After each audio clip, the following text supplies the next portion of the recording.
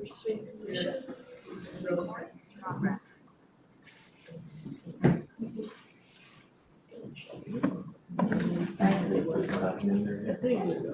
Oh, I don't know. Oh, I see he's the ethics training I signed up for is when the El Camino people are coming. Oh, So I should do the El Camino people. I can do the ethics training another time. yeah, I guess so. So, 'cause I think it's really good. Now I remember. At least you got it, you got it. Hopefully I'm getting it. Oh, yeah, if it's just you. Okay, just us. Hello, how are you? All right.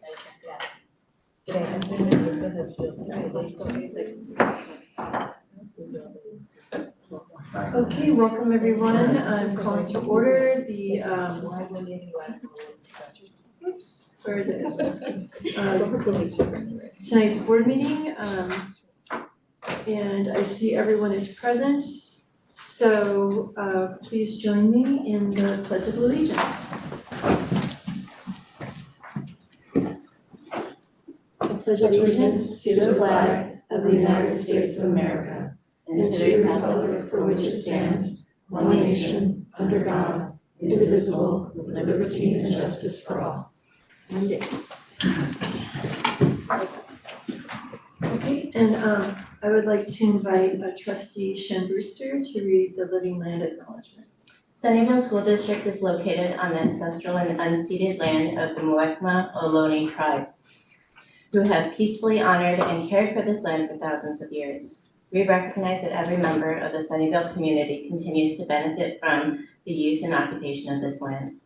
We acknowledge our responsibility to learn from the wisdom of the Ohlone people and to consider how we might work to repair injustices and to move forward together in honorable ways.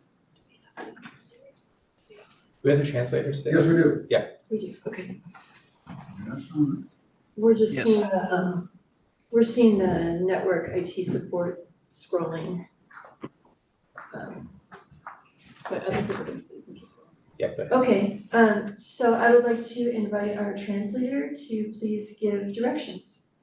Yes, good evening, everyone. I'll give instructions for interpretation in Spanish for those that need it.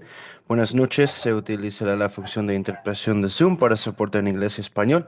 Todos los participantes de esta llamada deben seleccionar su idioma de preferencia haciendo clic en el idioma correspondiente. Cuando el anfitrión active la función de interpretación, dicha función se encuentra en el panel de herramientas en el icono del globo terráqueo. Del modo de interpretación para esta reunión será simultáneo. Gracias por su atención y colaboración. Okay, thank you. All right, I'd like to make a note for those people in the audience that there is, tonight's meeting is being recorded and that speakers in the room may be recorded at any time. We're on to approval of the agenda. Is there any member of the public who would like to speak on this item, which is solely just the approval of the agenda? If so, seeing no cards in the room, please use the raised hand feature online. Okay, seeing none, board, do we have a motion to approve tonight's agenda? I move to approve the agenda, please. Second? I'll second. Thanks, Michelle. Board, any discussion about the agenda? Okay, we can vote. All those in favor, please say aye. Aye. Chair votes aye. The agenda is passed. Thank you. Okay, we are on to item 3. review and discussion. Review and discussion, the ELA and ELD pilot update. Dr. Dean.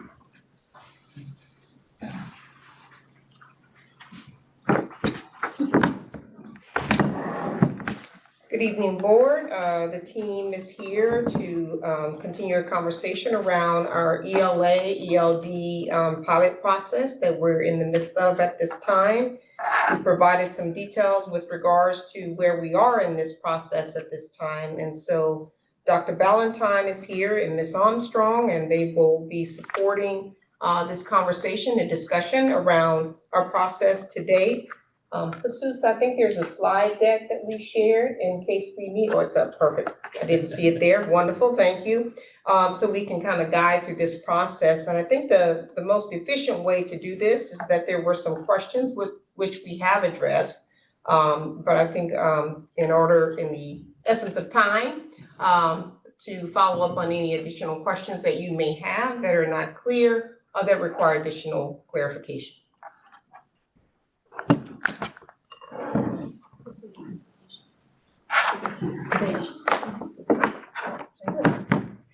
Thank you, Dr. Dean. Good evening, trustees, staff, and public, and welcome, Trustee Papetta. But I don't know if I said that last name. Yes. Again, we're going to give you a quick overview, and then we understand that you'd like time to discuss as a board. But I wanted to start by sharing that we, board and staff, have a shared and mutual passion to ensure that our students are robust readers and writers who have a strong, positive academic identity. That's our goal. We see this outlined in our strategic plan, and you're going to see parts of that come up in this process. I also want to reiterate that we have let me just walk that sentence back for a second. We continue to include the science of reading strategies and curriculum in our approach to reading. We see this in our foundational literacy training that has been occurring in our district for a number of years. We see this in our use of Really Great Reading and UFly curriculums this year, and our use of core assessment data, so we can align and meet our student needs. And we continually work to improve our instructional practices to meet the needs of all of our students. Curriculum, of course, can support our staff members in developing pedagogical practices, we know that, and we also know that the quality of instruction outweighs specific curriculum. At the strategic plan update in February, I shared that we were exploring the potential of a comprehensive ELA-ELD pilot, and that we didn't have more details at that point because we needed to include our educational partners to ensure that we were and are making a thoughtful decision with multiple entry points to include our educational partners.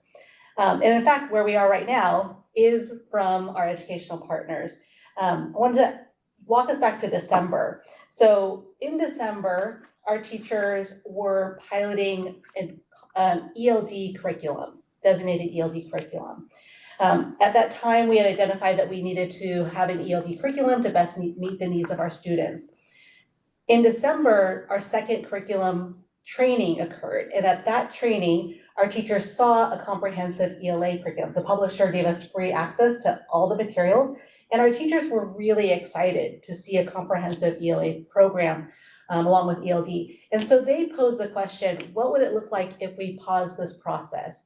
Would it be possible for us to move forward with a comprehensive ELA-ELD curriculum? And we really appreciate that this is where our staff is currently. And based on that feedback, we've been working on designing a new path forward just from December. So with that, I'm going to turn over to Ms. Armstrong, who's going to walk us through the steps. She's been working very hard with administrative teams, the designated ELD pilot team, as well as taking feedback from a number of different community partners so we can move forward. Thank you, Dr. Valentine. Hello, board trustees, Dr. Gallagher. Thank you for having me here this evening. I'm really excited about the work that we're doing and the steps that we're taking to move forward with this process and do it in a thoughtful and meaningful way for both staff and students. So I will continue. Am I controlling this? Yes. Sorry, it's been a while since I've done this. Okay. I'm going to move forward with where we were in January, which was not that long ago. After our discussion with the designated ELD pilot team and knowing feedback from teachers and administrators and knowing some of our gaps in our current curriculum, we at the central office worked with site administrators to address first, not recommending a designated ELD curriculum adoption for next year, putting that on pause so that we can move forward with a comprehensive ELA-ELD pilot and then adoption. To help us work on these next steps, we formed a principal ELA-ELD team, which consists of 4 of our principals from the elementary range. It is a mixture of Title I representation as well as our non-Title I sites. Some of them volunteered, others were asked to join, and the other 4 of our elementary principals are part of a math leadership team.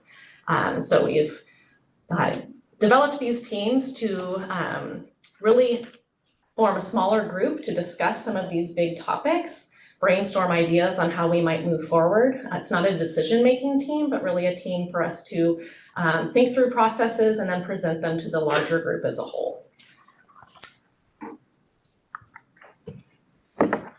Moving into February,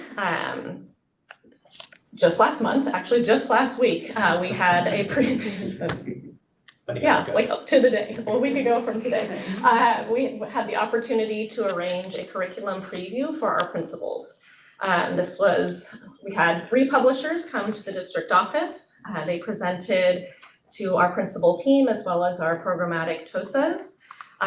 They provided a 40-minute presentation on their curriculum, and then we had a 10-minute opportunity for questions and answers. We also had opportunities for them to note take throughout and document questions, both individually but then through group discussions, so that our ELA, ELD team here at the district office can seek more information from the publishers that may not have been addressed during those presentations. 2 of the curriculums and publishers that we heard from are the same as the 2 that we are piloting for designated ELD currently, so those are aligned. And the third was added because we have heard from other districts that have used it with great success. It's aligned with the science of reading, and it also has an approved reading difficulties risk screener, which is something that we'll be needing to implement starting next year. The third curriculum is also the curriculum that our middle schools are using. March, where we are now. So as of now, once we had our curriculum preview, we learned a little bit about each of these curriculums from our publishers. The next step in our process was really wanting to hear from our teachers and staff about process and timeline. We know that there is urgency for our students so that we are developing confident and competent readers and writers. We want to do that as quickly as possible. We also understand that we want to make sure we are being thoughtful about the process in which we look at curriculums, vet the different components, and really determine what is best for our students. So as of now, within this week and next week, principals are going back to their site leadership teams. Designated ELD pilot teachers are also invited to join this discussion. They are sharing advantages and challenges to both pilot process timeline options, so a more expedited version and a more traditional year-long version.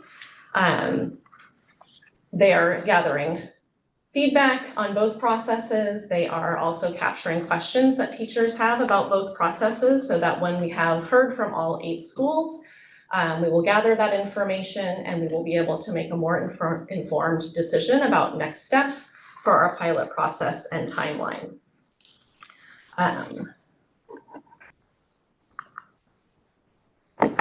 We hope to be done with that feedback gathering within the next couple of weeks. And then we will be reviewing that feedback with our district leadership team, with our principals, to make an informed decision. We are in the very beginning phases of this process. So when it comes to choosing and selecting curriculum, we aren't there yet. Once we have a decision about process and timeline, we will know how quickly we need to move in terms of selecting a curriculum, the 2 curriculum to move forward with. When we come to that point where we're selecting curriculum, we want to make sure we are selecting 2 curriculum that support alignment with best instructional strategies and practices, are aligned with the science of reading, and have all of the components of literacy instruction that will build competent and confident readers and writers.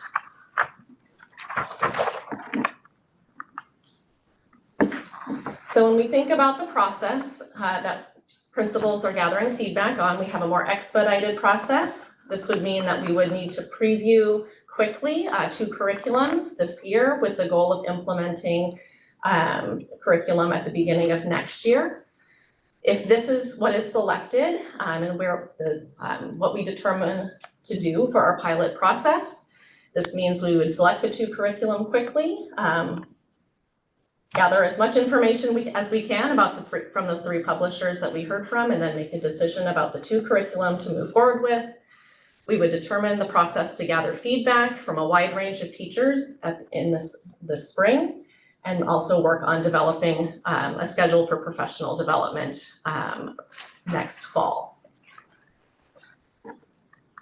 If based on feedback, we move forward with a year-long process, so this means we would be piloting all of next year for the implementation of curriculum the following school year, the 26-27 school year.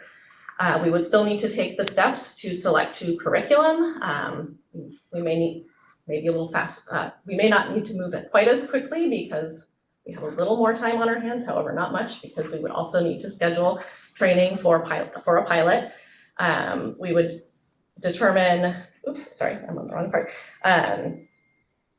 We would need to determine how to support the development of instructional practices next year in the interim. So knowing that we wouldn't be putting in place a new curriculum, what can we focus on with our teachers and with our principals so that we are supporting students with developing their literacy skills in the meantime before having the curriculum in place.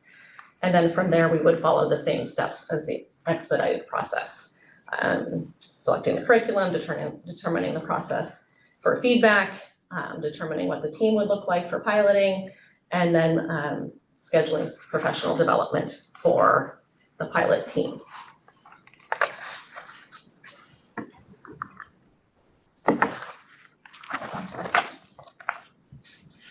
With all of this, knowing that we're in the middle of this process, our end goal is that our process will combine the science of reading with the passion of learning. We aim to cultivate skilled and enthusiastic readers through inclusive practices, expert teaching, and community engagement. We really want to align the core value of joy when we consider next steps through this process and the curriculum that we select. And we really want our students to have every opportunity to grow and achieve at high levels in our district. We're excited about our next steps. We really value teacher input in the process that we are taking moving forward so that we can make the most informed decision to best meet our students' needs. I'm going to, thank you, turn it over to Christina for questions. Thank you. First, we're going to do public comment, and then we'll already discussed, but thank you very much. So now is the time for public comment, only on this agenda item. If there's any, do we have any blue cards in person? No. So if you're in the room, are there blue cards over there in the things? So that there's a blue card, you can fill a blue card out and get it to Mr. Romero, and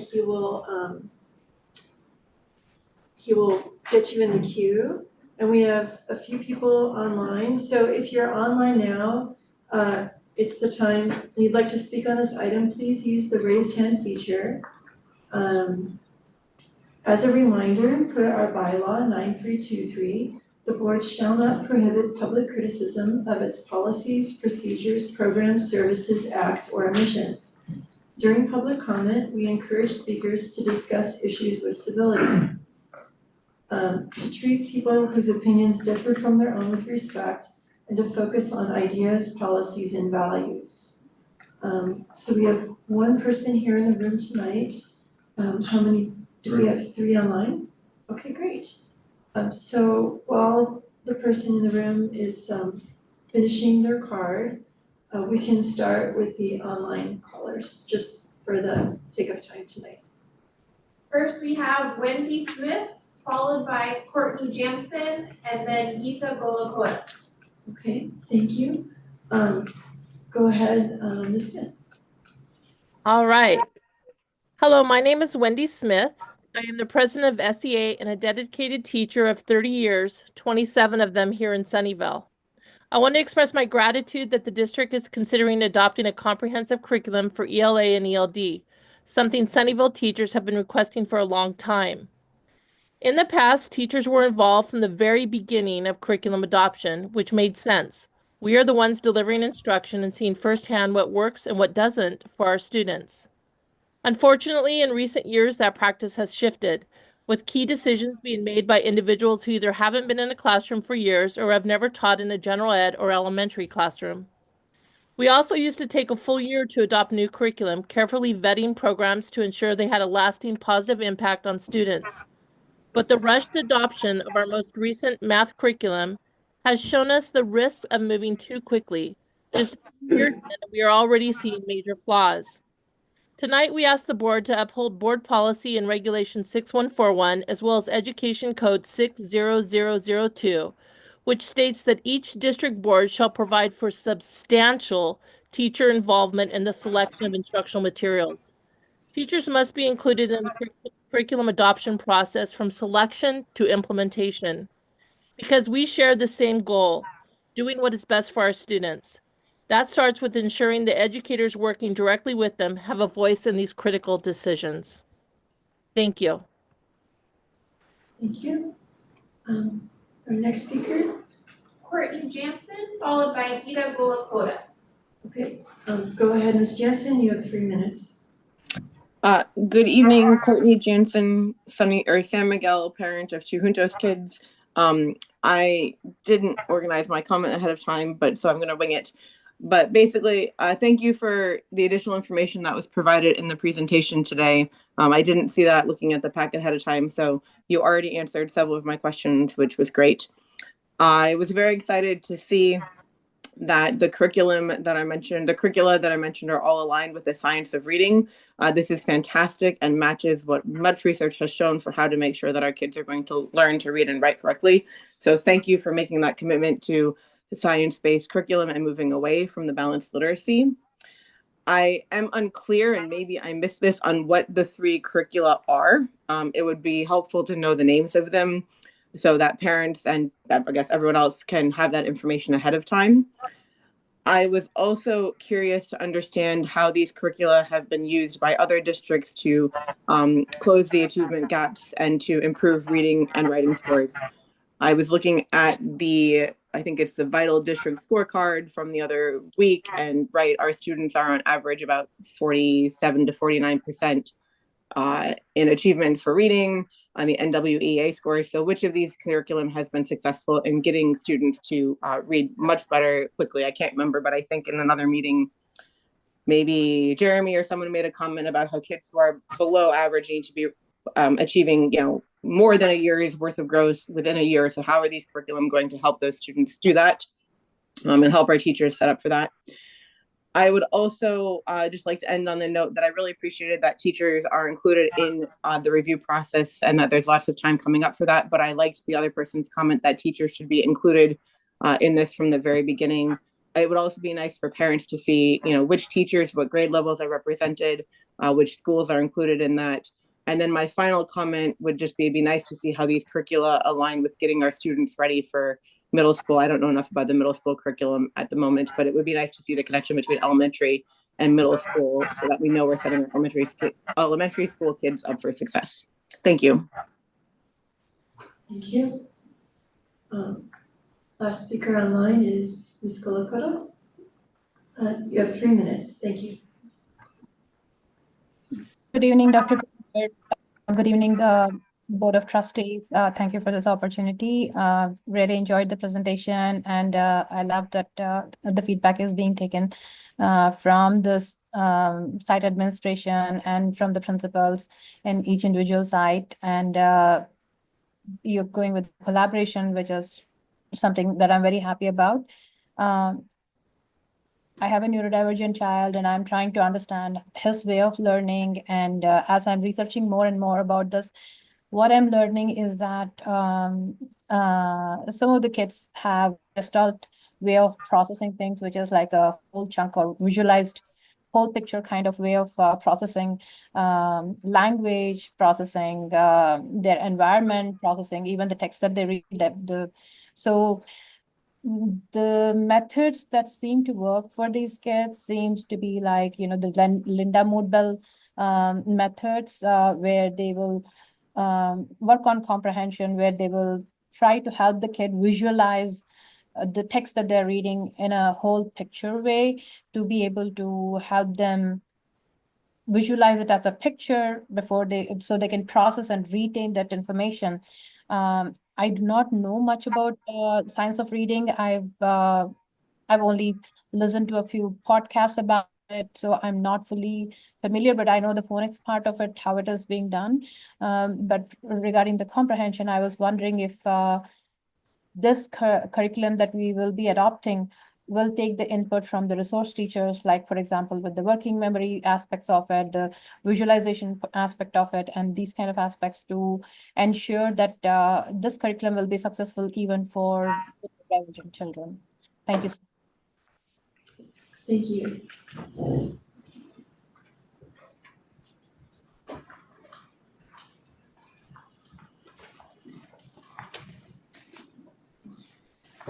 Okay, the name is Robin Buster? Ivester, sorry.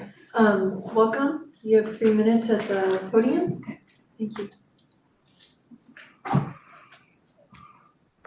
Hello, my name is Robin Ivester. I'm a resident here of Sunnyvale and have 4 children who have gone through Bishop, 2 now at CMS, and 1 has moved on to the high school.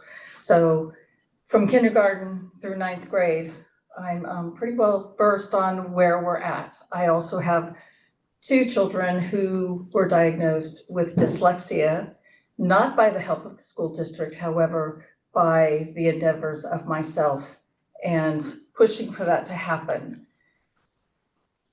When I heard that you were going to be discussing curriculums, first off, kind of change a little bit what I was going to say.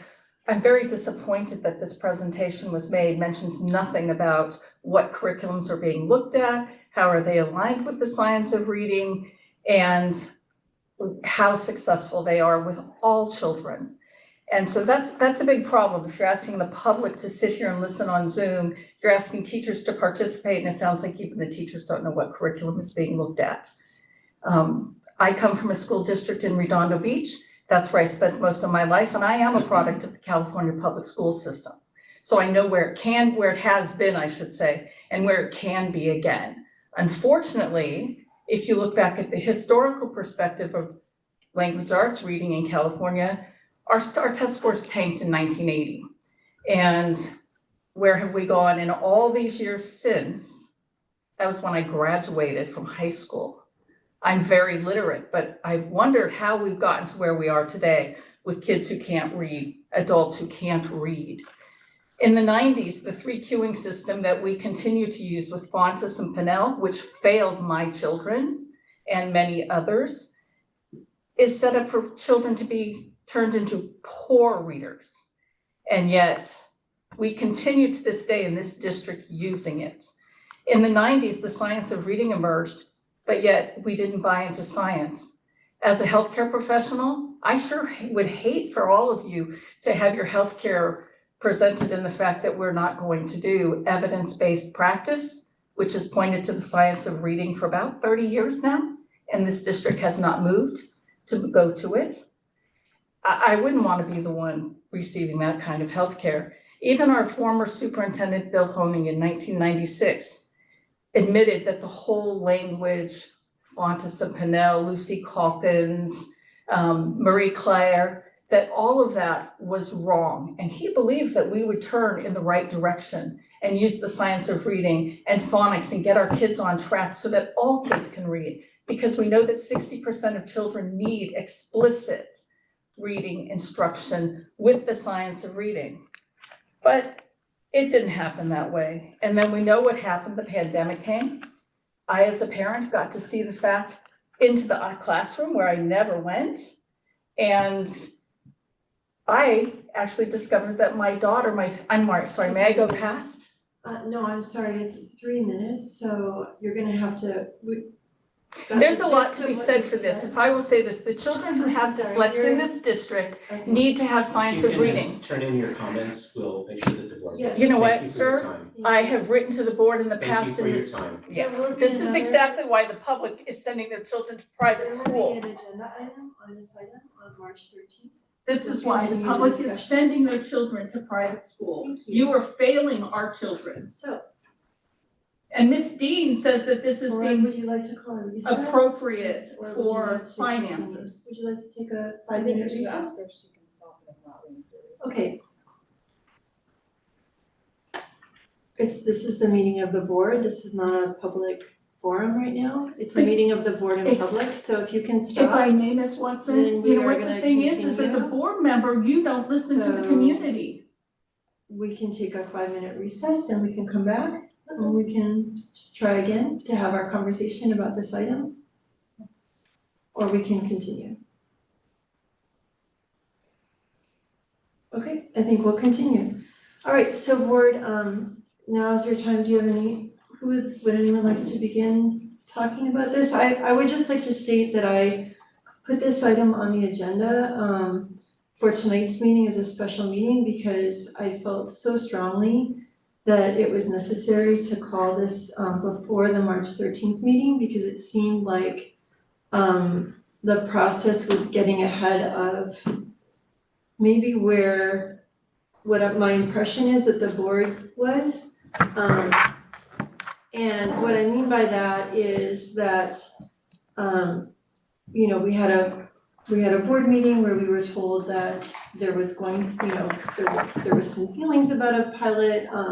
Dr. Gallagher's been keeping us updated, but it was very much like, well, things are in the works, they might be happening. And then I was basically told that some teachers have been informed that they were not involving teachers in the selection part of it because that was the direction the board wanted to go. The board was pushing so hard and that was the impression. So I just, you know, we hear a lot of things about the Board of Education and, you know, it's okay, we can be the heavy and, you know, be told for a lot of different things, but I just felt like rather than my impression of, you know, where we are on this or what we wanted for involvement or, you know, maybe Peggy's in mind, our 2-on-1s with Mike for packet review.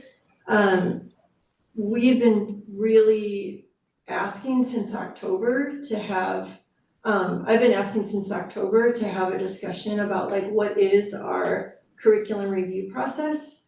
And between the holidays and the end of the year and all the things on our agendas, we just couldn't get it agendized. So now that I'm board president, I asked for it to be agendized. We were trying to connect and get it agendized, but I think there was like a, you know, between the communications from the teachers, I think that there was maybe a misunderstanding that we were looking for something like concrete about this particular item. So I really want to say I appreciate the executive summary about like what the pilot process has been to date. And what it is now. I went in and I looked at the board policies and I appreciate this presentation. But I'd like to, before they come back to us on March 13th with things set a little more I'm sorry, firmed up. President Watson, can I just get one clarification? Because I've heard you say that several times about March 13th. And at this time, March 13th is not a date that I'm aware of for ELA, ELD. March 13th is about the math pathway. So I just wanted to clarify, is that a new item just because? I thought we still had this, still had this on the agenda for March 13th. We can. Well, I mean, you can decide if you want to put it on there. Sure. Originally, that was the date that we had it for, but then we decided to put it on this agenda. So if the board wants to discuss it again at the next meeting, that's of course the prerogative of the board. Okay, so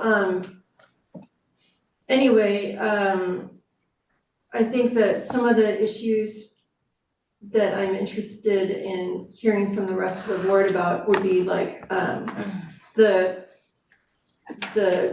process in general, but also the ELA process and selection of moving to the science of reading, and the process so far, like the steps that they've done so far. Because as you heard from Wendy Smith, the teachers are interested in being involved from the beginning with the curriculum selection, and it sounds like it's been going a different way. So I don't know, who would like to begin? Any questions or? Yeah, well, I have a few questions. In other curriculum, other years, we had teachers piloting the programs. Is there any pilot with the new program that we are putting right now with the new one that you're considering? How many teachers are in that committee that you say that in December, over here in the executive summary say that in December, how to say? Teachers piloting the designated English language development program, so a comprehensive ALA, ELD program from a publishing company. So how many teachers are piloting that program right now and in which size? That would be a good start. Just want to clarify, because you merged two different things. The pilot that we talked about in December is related to ELD. Tonight, we're talking about a process for ELA. If you want us to talk about the ELD process, I'll have Dr. Valentine and Ms. Armstrong to come up and talk about that process. But the purpose of tonight's meeting, my understanding, was to provide you an update as to where we are in the overall, what led to where we are at this time, and what our processes have been, why they are what they are at this particular time, and where we will head in the future based upon input and feedback that we have to date. So that was a kind of a double question from you, so I wanted to clarify what aspect of that do you want us to speak to this evening? Okay, so the ELA program, as I understand, is paired with the ELD somehow, because that's now called the Science of Reading, which work for both languages and for implementation of English for English learners at the same time. Am I? Yeah, you're merging. So we started with an ELD process is what we were gonna be doing. Teachers, based upon those who were actually a part of that process, provided us some feedback. And that feedback said, hey, if we are gonna be looking at and need ELA curriculum, we may need to pause that process to move forward. And so while we're still piloting and going through that process, and we're in the midst of collecting the final data from the ELD pilot, not the ELA, that will definitely go into our considerations when we move into what we're gonna do as it relates to the ELA process. Okay, so Peggy, do you have something you want to add? Yeah, I just want some background on the ELD pilot, because from the slideshow, I thought it had been paused in order to do a combined curriculum. So I was just curious, when did that start and what curricula are you piloting? What was the process for that? Okay. Yeah, sure. Thanks for asking the question. I realize that we're using some terminology that isn't totally clear. So currently we're piloting designated ELD materials. The request to pause wasn't that we're going to pause that pilot right now, but that we're going to pause making a recommendation for curriculum. So the teachers are going to finish using the designated ELD curriculum through the rest of the school year. The team is going to give feedback on the designated ELD portion of those curriculums. And when we move into a comprehensive ELA ELD pilot, in whatever timeline we work forward on, that will include the feedback on the designated ELD portions, and also will have more information because teachers, teachers will be using both parts of the curriculum simultaneously. So that may shift the recommendation. But that's what we mean by when we say pause. It doesn't mean that we stop them piloting right now. So I apologize for the confusing terminology. Can you tell us more about what curricula are being piloted for ELD? And then you also mentioned that the publishers that presented for ELA, ELD combined were the same. For a couple of them were the same publisher. I was wondering, what's the process been like so far? What's the name, how many teachers are involved, et cetera?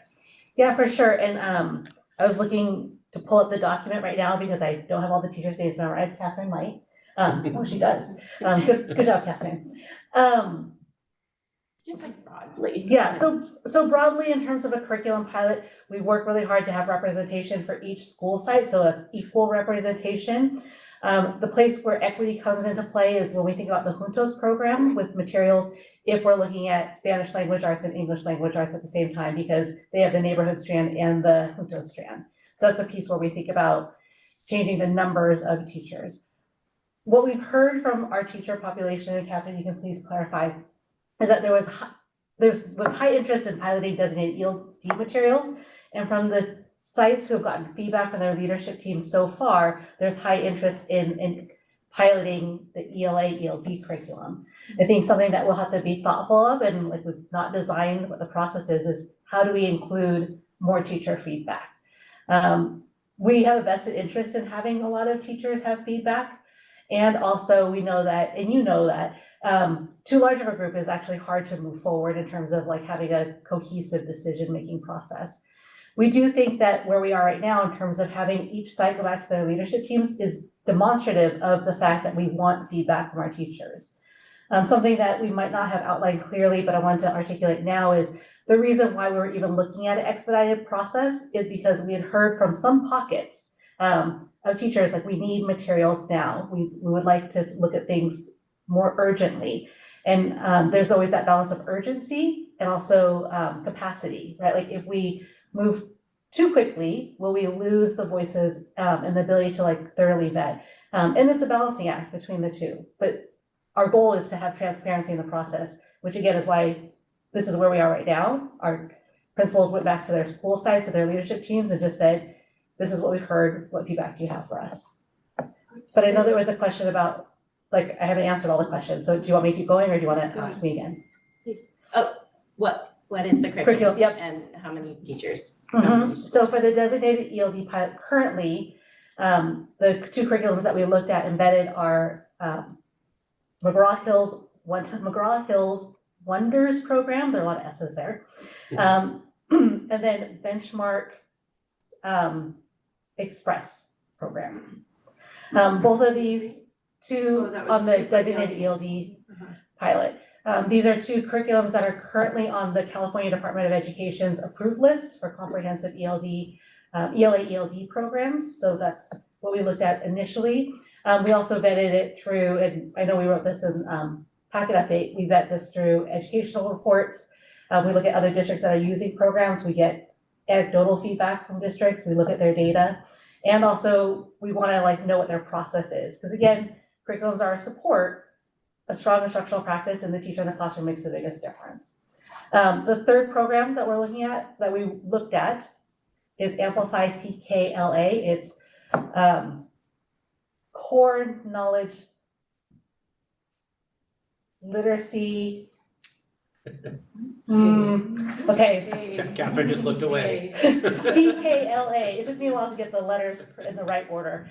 But that's the Amplify program. The reason, again, like Catherine outlined, the reason why we are looking at it is because they have an approved reading difficulties risk screener that was just approved at the state level this last December.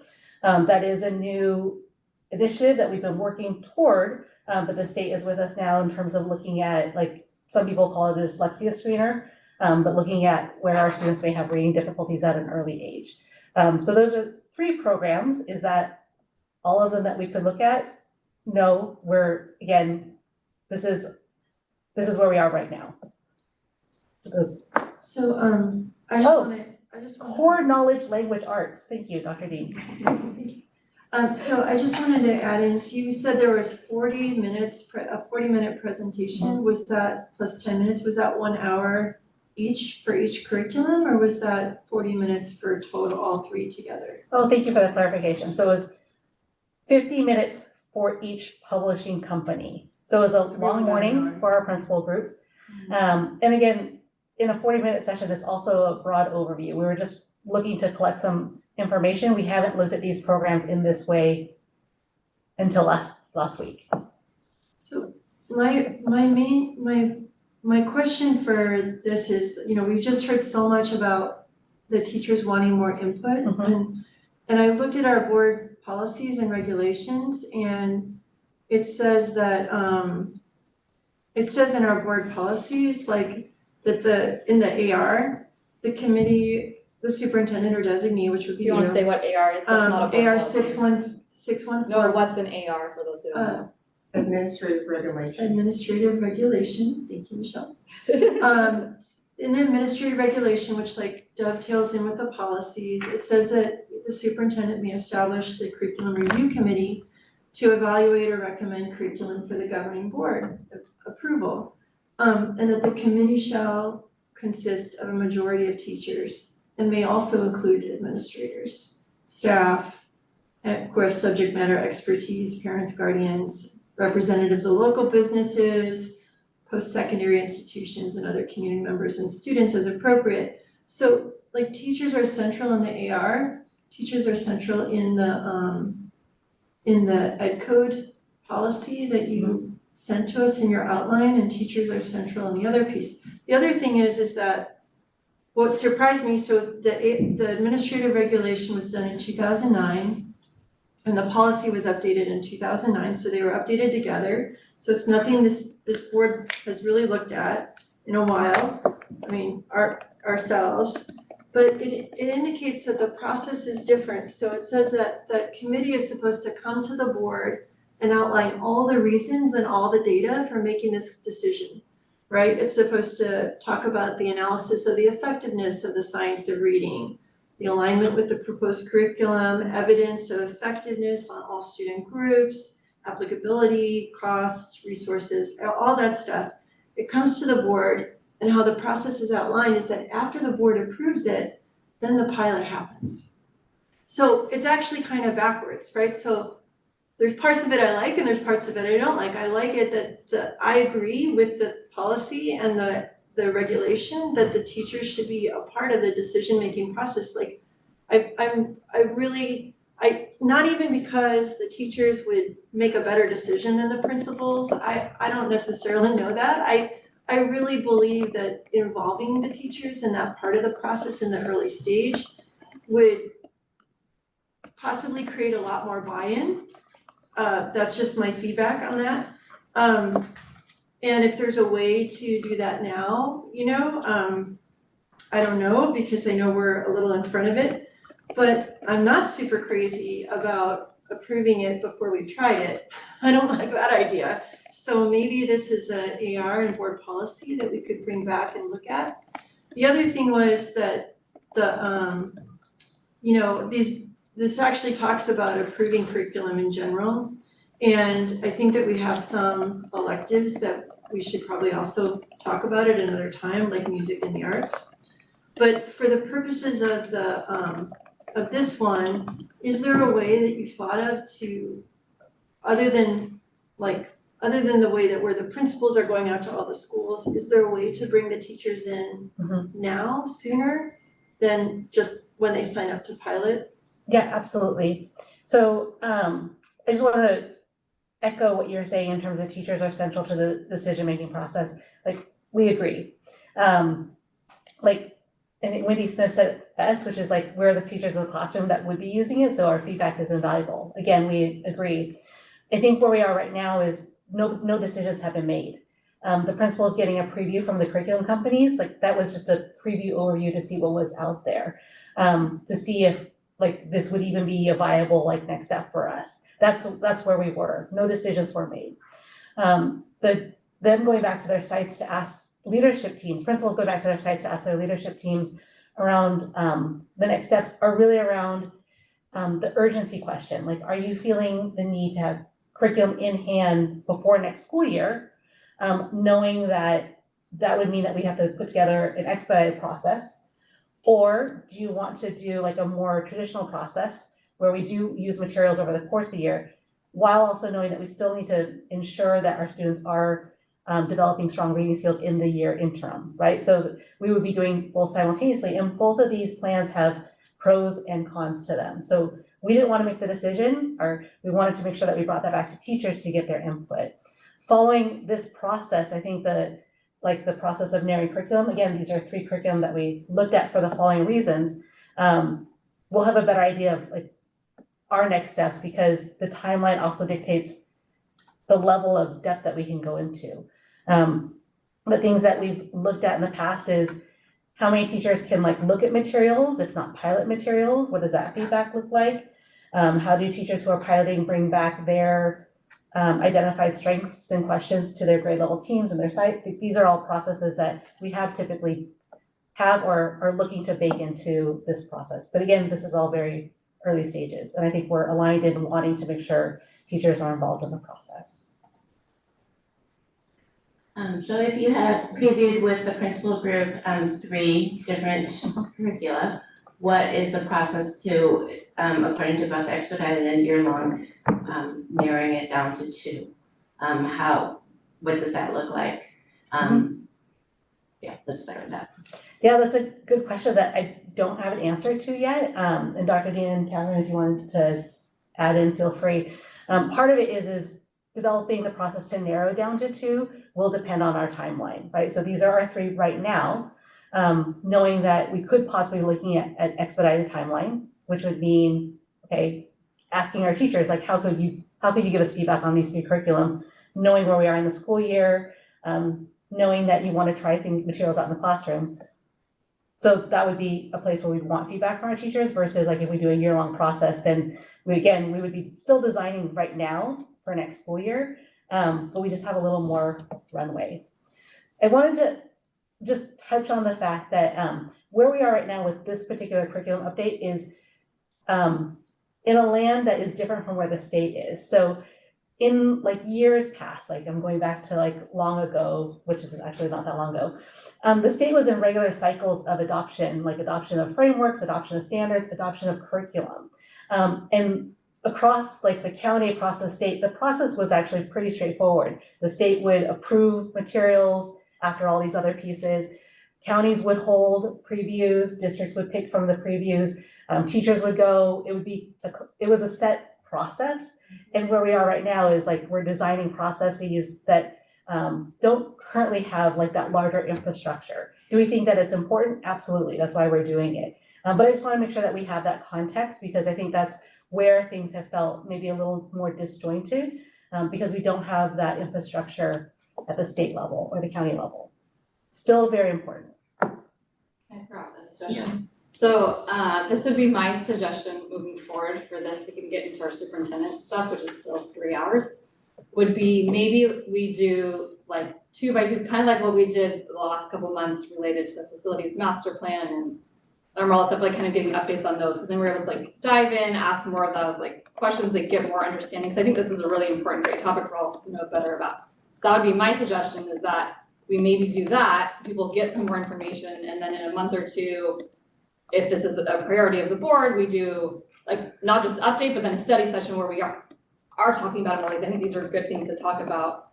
We just have 3 hours of superintendent search we need to do tonight. So that would be my suggestion is we table this conversation, which is great stuff.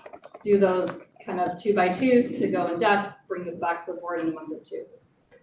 Well, I also just want to make sure that like. Oh, and sorry, go ahead. Well, I said I forgot. And then one other thing was if it sounds like the important piece for you is like teacher, right? And so then that is also sounds like they're doing it, but and even more so, sometimes people do things and people don't realize it's happening, right? So figuring out how, right, something that's our direction right now is in this process in the next month or 2 also, like how do we help teachers feel more engaged? So whether that's helping them understand the process more or whether it's like actually bring more teachers in, like, but just that could be our direction to staff is, right, let's make sure the teachers are feeling included and listened to.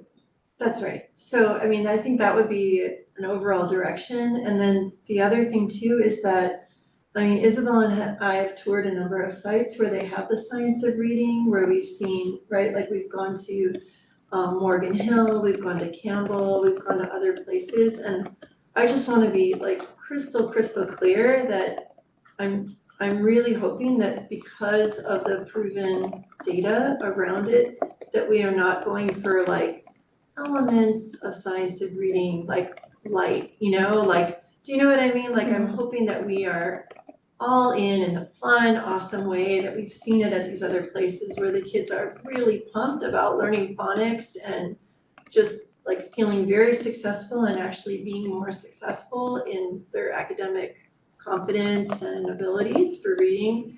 So, I mean, that would be like my hope that the board, that's just not Bridget waving her hand, like I would hope that we can offer some consensus around that. Definitely, and I know in CALSA, I was actually talking with other superintendents, and I was asking directly, like, how was your experience with the science of reading? And most of the people that I talked were very excited and telling us how they were close to close the gap, how much they changed very, very quickly, and how everything turned around. So I'm very confident that this might be the pill that we were missing before. Yeah, I'd also like to see full in on the science of reading as opposed to like a balanced literacy approach. I am a little worried by the wording in the school that says the process will combine the science of reading with a passion for learning. I feel like that's a false juxtaposition. Like I don't think that they're exclusive of each other. So I really want to make sure that we are following the data and looking at outcomes and doing what's best for our students. And the other thing I wanted to say in terms of urgency when we're asking teachers expedited or full or year-long process, I think from what I've heard is teachers are gonna say, yes, it's urgent. Like we have children that are illiterate that are leaving our district, every year, thousands daily. And so yes, it's urgent, but that doesn't mean that it should be an expedited or rushed process, which doesn't have the buy-in of the community and of the teachers, and where they don't feel like, I want the teachers to have curriculum where they feel fully supported in using it. And so I think it's a matter of like before there's an adopted curriculum, what are they using then? Will there be, is there can they still teach the children well enough, provided what is already provided and without any kind of repercussions for using only Qantas and Canal, for example. I agree, it's a big part of what we do, so. I really want to thank you all also for your passion, and I know that you are dedicated to our students, and I appreciate that, and I feel like this is a great partnership and excited to see how we can together as a community really move forward and move those numbers. That's the thing that's always driving me, is like, why do we have such big outcome differentials? So that's exciting. Any other comments from the board? So if I can jump in, I think my understanding is, I like Michelle's idea about setting up 2x2s, or it doesn't have to be two or whatever. Two of you meeting with staff on as regularly as you need. I was thinking when we were talking about the March 13th board meeting, the deadline for agenda items for the March 13th board meeting is yesterday. So there wouldn't be anything new that you would get in your board packet. I thought it was on there, that's why I was mentioning. It was, I mean, I was part of it. We had that on there in case we needed an update, but then I realized we wouldn't be able to put anything in the board packet that's new, because that was already due. Okay, Because that's next week. okay, So, so we'll get it on upcoming. Yeah, so we can get it in an upcoming meeting as you desire. But I think the regular update, this is really important, obviously, to the community, obviously to the teachers, definitely to the team here. It's heartening that it's so important to you as a board. So let's just keep communicating about it and really have a good outcome, because I think that's what everyone wants. And I have a question, so the information that was given to the board, like about the process and background, is that on the agenda? Will that be available to people as background? We can make that available. I think that's really important, because I just wanna commend you on that. Like, I think that was like an excellent summary of the process to date. And it had links into EdCode and things, and it was like very, very helpful. Thank you. Okay, thanks so much for. One final sentence, I'm curious about what kind of, how we're screening for reading disabilities, or if there's, maybe that's a future topic, not related to this specifically, but that is something I'm really interested in. Yeah, we can follow up on that. Thank you. We can do it in our 2x2s. Okay, sounds good. Thank you. Thank you. Teacher, and so my recap is teacher involvement and full in on the science of reading and transparency. Right? That's what we heard? Yes. Okay. Okay, so we are on to the next agenda item, which I have to get back to my thing, but I think it's number 4. Two quick things. Yes, One, ma'am. can we do a 5-minute break? Sure. And 2, it would be awesome for this discussion. I know we have to kind of shuffle, but could we during the 5-minute break, put table and move the camera to the side so we can all be at the table together? That's what we usually do for these kind of things. I don't know. You think we could pull it off, Jesus? Do whatever. We can It do just it, makes we're it- here. It just makes it easier for us to have a discussion We with. could just use a different table maybe, like from one of those ones. Yeah. Instead of moving any of this, we could just move You another grab the table. table. Yeah. Okay, so why don't we come back at 7:06? We'll make it actually 7:05. We're gonna make them. And let's move some furniture. Thank you. There's gonna be an Sorry, we issue with didn't.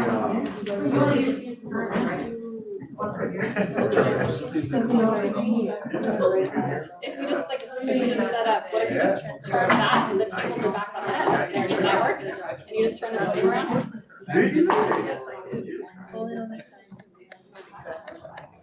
I'm gonna find a reference. Somewhere.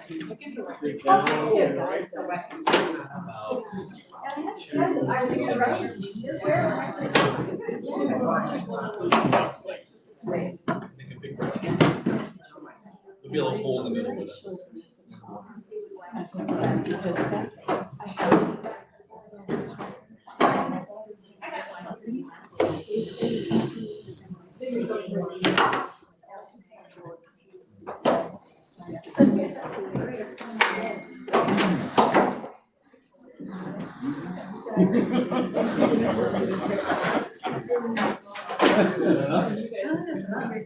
There's seven of them.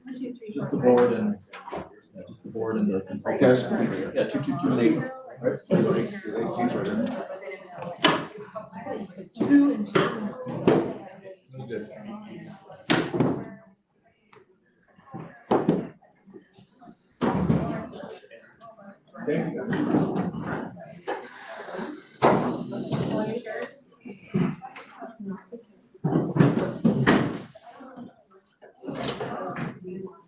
Audience will be over here.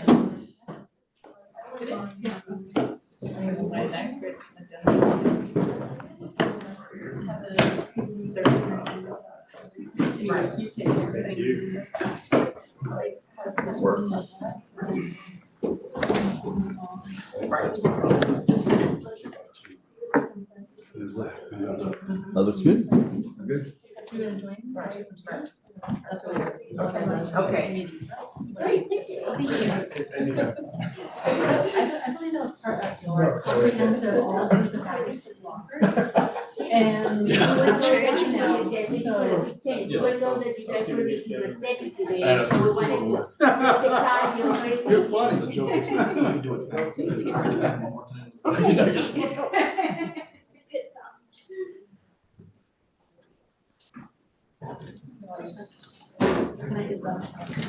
Nice to meet you. Hi, nice to meet you.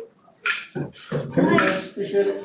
Good night. Good night. Good night. Thank you.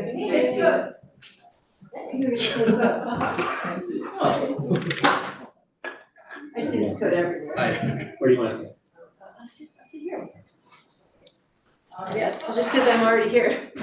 No preference needed. Here.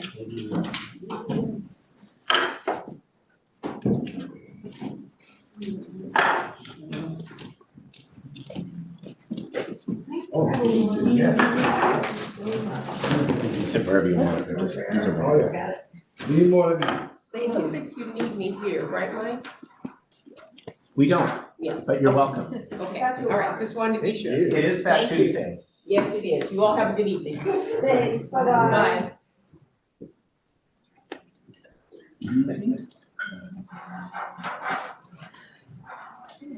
This is why. So you said. So you said. The table is stamped in.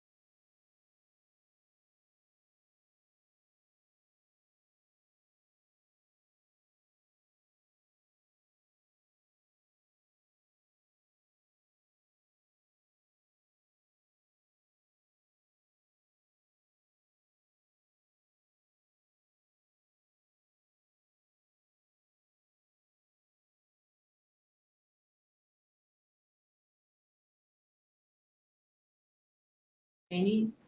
Well, I gotta talk to her on Monday. I actually recommend you wait a year. I know you're doing it faster. Yeah. But- Oh, do you mean like the ethics training and then? There is The one that brown is called the new board member training. Just the one day. The one day? That's the one that I usually do sent before you, ABC. that you Oh, put okay. on the list. We can talk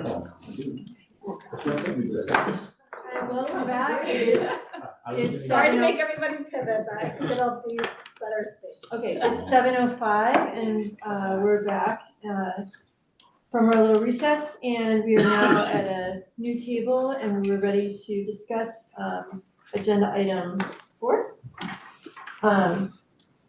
Which is, where is it? Superintendent, are we ready? Yes.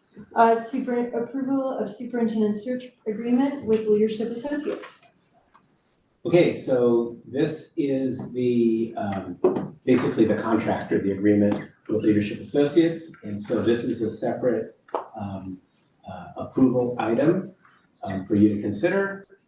But we can't really go on if you don't approve it. They're gonna send us home, Eric. Okay, so anything else for, it's, the information is in the agenda packet, there is no presentation. If there's any member of the public who would like to comment on this item, I don't see any blue cards in the room. Please use the raise hand feature if you are remote, if you would like to comment on the approval of the superintendent search services agreement with Leadership Associates. None? Okay, seeing none, board, we have a motion so we can discuss. I move to approve the superintendent search services agreement with Leadership Associates. In a second. Awesome. Yeah, okay. Evelyn seconds. Yay. Trustee Capetta, thank you. Yay, you did it. Okay, Are they so listening? Is the interpreter listening? I think, yes. Yes. So, he's thumbs up. Long as you keep speaking up. Okay, so, board, any discussion, or would you like to call to vote? Should I call to vote? Looks like I should call to vote. All those in favor, please say aye. Aye. Okay, chair votes aye and the motion passes. Contract engaged. Thank you guys so much. Thank you. Okay, we are on to item 4B, review superintendent search process. So this is with Mr. Eric Andrew from Leadership Associate Representative and Ms. Jacqueline, how do I say your last name? Horsch, also a Leadership Associate Representative. Welcome. Thank you so much. We appreciate being here and good to see you again. We're looking forward to performing with you as a team as we look for your next superintendent. And that's really what we're looking for, is us being a team to find the best superintendent for Sunnyvale that's going to do what it can do to make all of our students successful and our staff and community proud of the work that you're doing. What we would like to do is go through the initial meeting discussion items, and that will set a framework for the process itself. Please keep in mind, this is your search. And so we're going to present information, we're going to present templates, we're going to present frameworks. But you can say, you know, can we tweak this? Can we move this? Can we eliminate that? That's exactly why we're here tonight. In addition to that, we did receive some of the comments from the board asking to move some dates, et cetera. All of that's possible. Okay, so there's nothing that here that's in stone. We were just providing a framework. What this framework will also do is create the logistics of the search when we're done tonight, but it still doesn't mean if there's something that has to happen, we can't say, hey, you know, we'd like to make a change here accordingly. With that being said, I am going to lead the discussion. Jackie's going to be taking notes and jumping in. We do tag team quite a bit with this. We've worked together quite a bit in the past. And do you folks all have the initial meeting discussion item document? Okay, great. Yes. This one? It starts out with open session. Oh, wait. Yeah, that's the, I think, the Ed part. Yeah. That's today's date at the top of this. Yeah, it says initial meeting discussion item. Is this the, an email that was sent to us or in the It was- agenda? It's an attachment. Part of the board packet. In the agenda, yeah. Open session? Oh, yeah, your agenda. Open session? Yep, that's it. Yep, that's the one.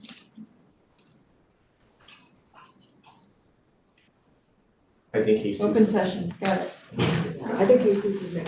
Copies? Okay. Okay. Great. Okay, so we're just gonna go ahead and begin. We're just gonna go through them in order for discussion purposes. And, is that right, Winter? Yeah. All right, so we're gonna talk about the search process in general. As I said, providing a framework so that you all are going to be able to have a pretty decent idea in terms of how the search is going to work. Please keep in mind as well, about every 10 to 14 days, we're gonna give you an update that says, hey, here's what's going on in the search. You can use that as talking points for your community. People ask you, so where are we in the search? Because there are some dates that we have, and they're pretty far apart, but there are a lot of activities that are going on in between those dates, and we want to make sure that you are aware of these activities. So if someone asks you a question, you know exactly what's going on, except we are in that process. One of the very first things we do is ask, the board sometimes has several different ways in which they want us to communicate with the board. There are some boards who say, communicate with the president, and the president will then disseminate information out. Other boards decide that we're gonna have a liaison or two-people committee, and those two people are the people we send information to. Other boards say, no, just send it to everybody at the same time. There's advantages to all of it. There may be times and situations, particularly when we talk about the position description that has a timeline attached to a publication that we have no control over. We may need some information quickly. And so to have someone designated to say, you know, these two people, they can make that decision for the entire board. Sometimes you can say, give everything to the entire board. If you do run into those situations, here are the people who you can talk to, who the rest of the board authorized to give, to make a quick decision. And it's not really either or, because if you would like us to communicate to all of you on anything that is, you know, germane for everybody, right? We're more than happy to do that. When we're talking about maybe appointing a liaison or maybe two people as a liaison, that's usually just for some logistics. If there's, you know, just some logistical thing we need to have a quick answer, if you designate one or two people. There's generally two areas where that happens. The first one is when we're trying to get the position description on your websites and so on, and there's a lot of conversation going on, and we know that EdCal, which is the AXA's publication, has certain timelines and dates that we may not have the time to get everybody's opinion at the same time. That may be one. The second one has to do oftentimes when we're looking at contract or salary ranges along the way. And we may just say, if we can't figure it out at a meeting that we're at, that you guys agendize it, and then somebody from the board's gonna let us know, here's the salary range we discussed. We're local, so that means that if you need us for a board meeting to help with the discussion, just say, hey, we need you at this meeting. Okay, and one of us will make an attempt to be there. So with that being said, let's start at number 2, designated board's spokesperson liaison. What's the board's preference in terms of communication from us to you? Well, you have us designated as your point of contact, but we're perfectly okay with like the information going out to everyone. Okay. And then just connecting with us when you need one thing, but if you Okay. wanna do it the other, what does the board wanna do? Yeah, so we had talked about that idea that the two of them Okay. would do. Right. The one caveat I gave to all of them though was that after we have appointed, like we have the person we think we want. Yes. I want to be, at least like how we did last time, because last time it was Reed and I were like something with those two. Sure. But then we also at the end, then we did the contract stuff. Right. And I just told the board like, I'm okay the beginning stuff, whatever, but I do want to be A part of one involved with that. So we might do a little bit of Shift. we might do a little shift of who Sure. the two are Okay. after the person has been picked, but Okay. That's fine. But just to be clear to the rest of the board, we are all responsible for reading that contract and going through it with a fine tooth comb. yes. That doesn't, like, just because you're not with Michelle in the room. Yeah. doesn't mean you get to skip it. You all have to do it. Yes. And ask questions about the And stuff it's you don't hard. understand. Who's the two liaisons? Bridget and Isabel. But we wanna see all of the. Right, but Oh, most of the yeah. stuff, we'll just send it to everybody, Yes. and then if we need a quick response, we'll hit these two up, and then they'll still let you know that, hey, they need a quick response on this, and so therefore, this is why we made that decision. And just like one thing I really like, I was telling Peggy that one thing I really liked about the process when I was a new board member, and we were looking for a superintendent because their previous superintendent was retiring. I really liked it that when we got to the end, that all of us got the resumes and things to look through and to give feedback, and it wasn't just like two people going through it or just the firm, like we all read them all, and it was, it was very inclusive for new board members too. And in fact, when we get down to the point where we're talking about candidate review, we'll give all that information to you ahead of time to say, here are all of the applications with their resumes, letters of rec, et cetera. We will help you out by saying, let's just say there's 20. We're gonna say, here are our top tier. Here's our second tier, here's our third tier. You're not restricted to follow that. Because I've been in situations where there's someone who's in a tier 2 based on our reference checks. That the board says, yeah, we still want to interview this person, we want to move them to a number 1. There may be a number 1 that we say, that you may say, we know something about this person in our community, so therefore, they may not be a 1 for us as a community, even though your research has shown that. Yeah, that in Morgan Hill, Jonathan Horner was telling me that it was with you guys, that you had the current superintendent, it was on tier 2. Yes.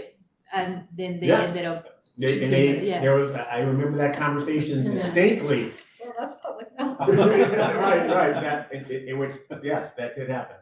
So that's an example of that. So keep that in mind, okay? And also when we do that, and I'm getting ahead of myself and I know that. Wow. Yes, when we do that, it's a lot of information we get behind the scenes that you won't get. So you're gonna look at paper, we're gonna talk to people, so just know that. Well, the other thing I do wanna let them know, when you have access to the portal and you get all the materials, you don't know who we have tiered at that point. So you're gonna go into it, blindly, if you will, so that you have your own opportunity to make your own choices. Number 3. Mr. Romero, I'm assuming you received all of the information, obviously, because the board does have this packet ahead of time, and so remember we mentioned that our admin is going to be working very closely with your admin to make sure that anything that needs to be posted, that we will provide the language for you if necessary along the way. So we're good to know that. In terms of your email addresses, I'm assuming that the email addresses on the district website are good. I found yours as well today. So I added to our list to make sure we can get to everyone. Can we also, and it's up to you, but if possible, it's really helpful for us if we have your cell phone numbers, if you're willing to. You send it? Okay, great. Thank you. And usually we do texting and say, hey, just a quick update from that perspective. Don't use it often, but it's good if we have it. But no thumbs upping, no liking anything on No. Oh, no. Don't. No, which is Just why that's very rarely used. But if, let's just say we need to get in touch with these two, we may decide we're gonna text you two because we need an instant response along the way. Or everyone needs to send Or say, something check to you your right email. away. Yeah, check your email. right away. Just check your email, yes. All righty, number 5, discuss the input from board, stakeholders, et cetera. We're gonna go through a document that will allow you to see a couple of things. One, we ask every ed partner, yourself, staff, parents, even students, because we like to have students as a part of this process if possible. And that being, we're gonna ask you 3 questions, and at the end, that's where we'll ask, what are the characteristics you wanna see? What are the strengths of the district, and what are the challenges or areas of growth that you see coming along the way? We'll also show you a copy of online survey, give you an idea what languages they're gonna be, et cetera. So, let's go to the most important thing. Oh, you're under the timeline? Gotta get the time. In our script, we're supposed to go through that. So later, we're gonna go through the list of stakeholders? Yes, Okay. we'll do it after this. Okay. You can't follow an agenda, I just want you to know that. Because you. I'm abstract random, so no. Let me just say that. that, like, the list of people that you had provided, the options, Yes. like, there's only 15 on here. I distinctly remember you saying a number over 20. And then you said, and some people had more, so I'm like, oh, now I feel like it's incomplete. So if I wanna like just check these off, like, Well, in some cases, some of the groups are grouped together. In some cases, some districts Got it. break them apart. Okay. And also each district has unique people who you wanna make sure you reach out to. So let's look at the calendar. Okay. Timeline, I should say.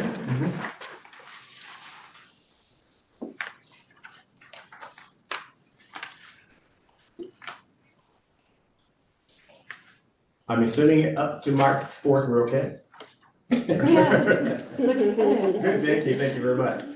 Oh, yeah, there were a couple things. There's one weekend where I put on there because everyone's not available for the May 17th and 18th, is that correct? And that's the actual interviews? Yeah. Okay, Why let's don't we just kind of go start through. at the top and go through? Yeah. Right. Yeah. So let's, Well, so the reason why I was asking was because I think that's the, if we had to back things out from there, I saw you had like the, like how would you try to move it up or you'd have to move it? We can discuss that because Okay. we have some possible alternative dates. dates for you. Okay, If you're willing to just sort of go down this with us. sure. So online survey dates. That's when we would make sure that your community would know that here is where you have an opportunity to chime in. In addition to that, you'll see right below that where we confer with your staff and community. And we try to do them in sync so that if we're meeting with, let's say the teachers group, we tell them, hey, make sure you tell your colleagues to go on the online survey. And so that's why we try to keep them connected as much as possible. Now, if you're looking at backing it up, there's a possibility that we could do that survey earlier. Okay, so just keep that in mind. So May 10th through the 22nd as an alternate possibility. You wouldn't leave it open to the 26th? You would just, oh, because you need it closed You need sooner. time to get. We need to Yeah. take all the Make information. it and Okay. create the Yeah. exact, and what we'll do with that information from the survey, 10 to 21? Is Uh, there the a possibility? Say that again? 10 to 21? I guess 10 to 22, 10 to but it could be 22. 21. Yeah. Okay. Yeah. No, I just didn't know what you could do. and the information from both the online survey and the focus groups will be used to create two documents. One being the executive summary, where we'll give you an overview of here are the trends that we saw from the various educational partners that we were able to survey. And then two, here are the characteristics that the community says they want to see in their next superintendent. So we'll do both of those things at one time. So if those dates work for you for now, we can move back down. And when we were talking earlier a little bit about how there are some dates that we don't have a lot of control over, where you move down to April 7th and April 14th. That's where EdCal, which is the publication that most administrators receive. That's when they publish their newsletter. It's the one newsletter where the people read from the back page forward, because the back page has all of the jobs. So everybody opens it up and goes to the back page to see what positions are opening or who's moving. Or along the way. So we could do that, and then that would have our deadline for applications April 18th. Here's some. Oh, tacky.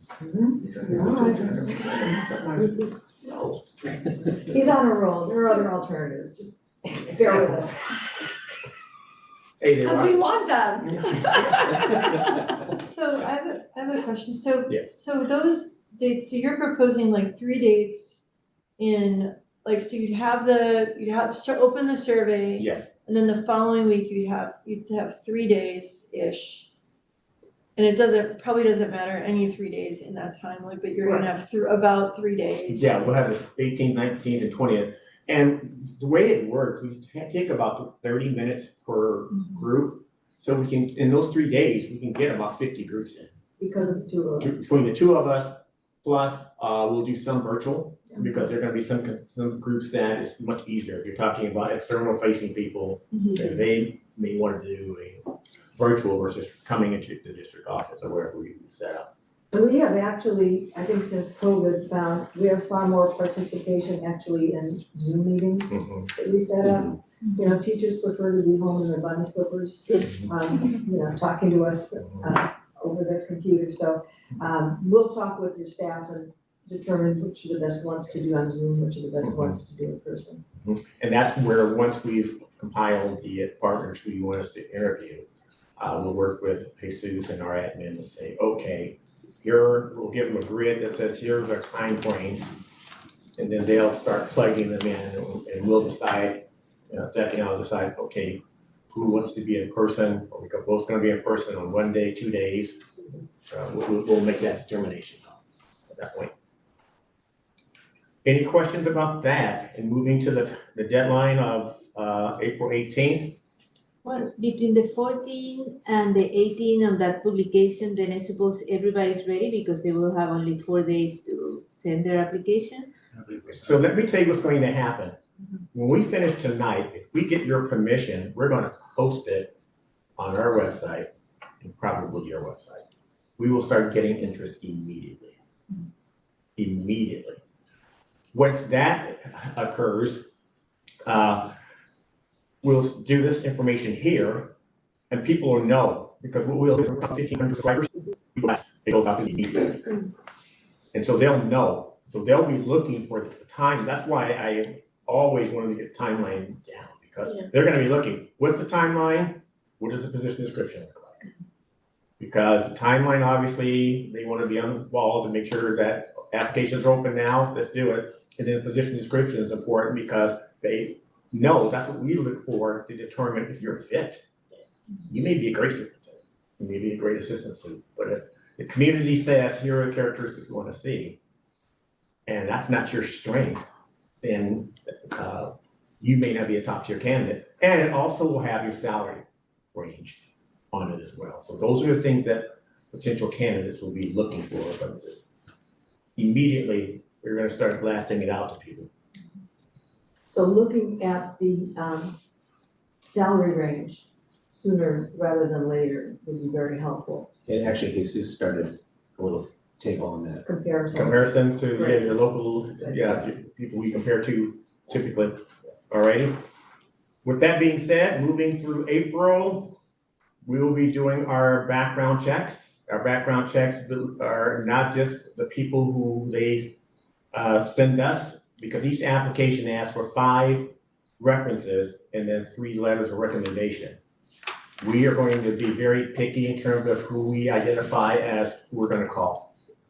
We will almost always look for people we know, so we can have offline conversations with them. Even if they've written a letter of recommendation, we ask offline, tell us, what do you really think?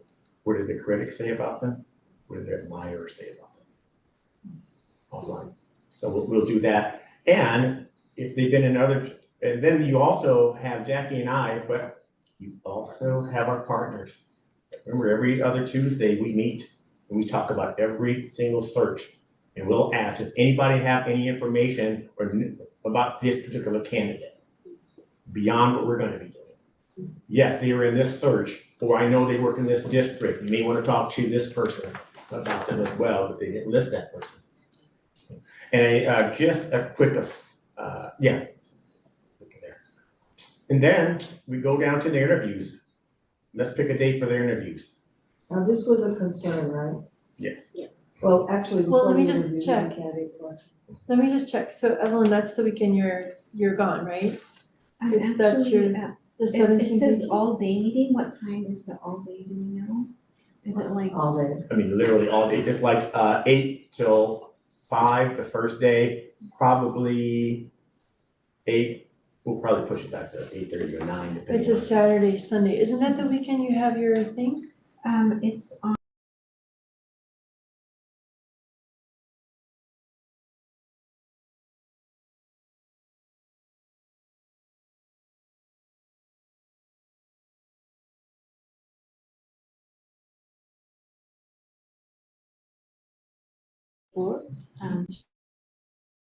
The 15th and 16th. Yeah, so we're not gonna have a board meeting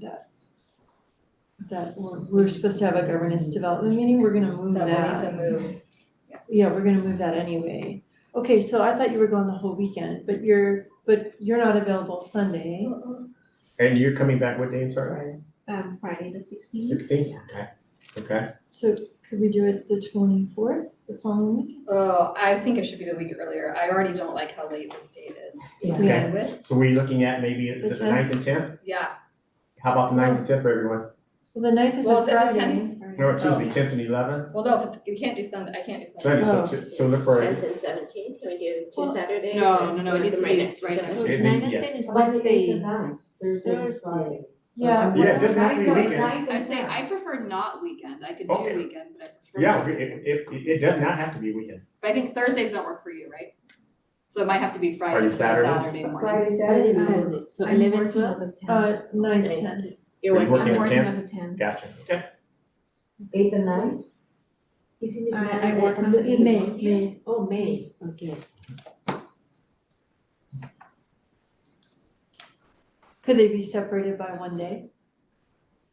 Like, It could we do? depends. Let me tell you what- For your candidate. For your candidate, because Because they might be And traveling. we might potentially do it in just one day, like last year we did it in one day. You might, depending on how many If- candidates you interview. So if, it is not unusual for doing one day, But we wanna have the next day available if Just in needed. case. yes.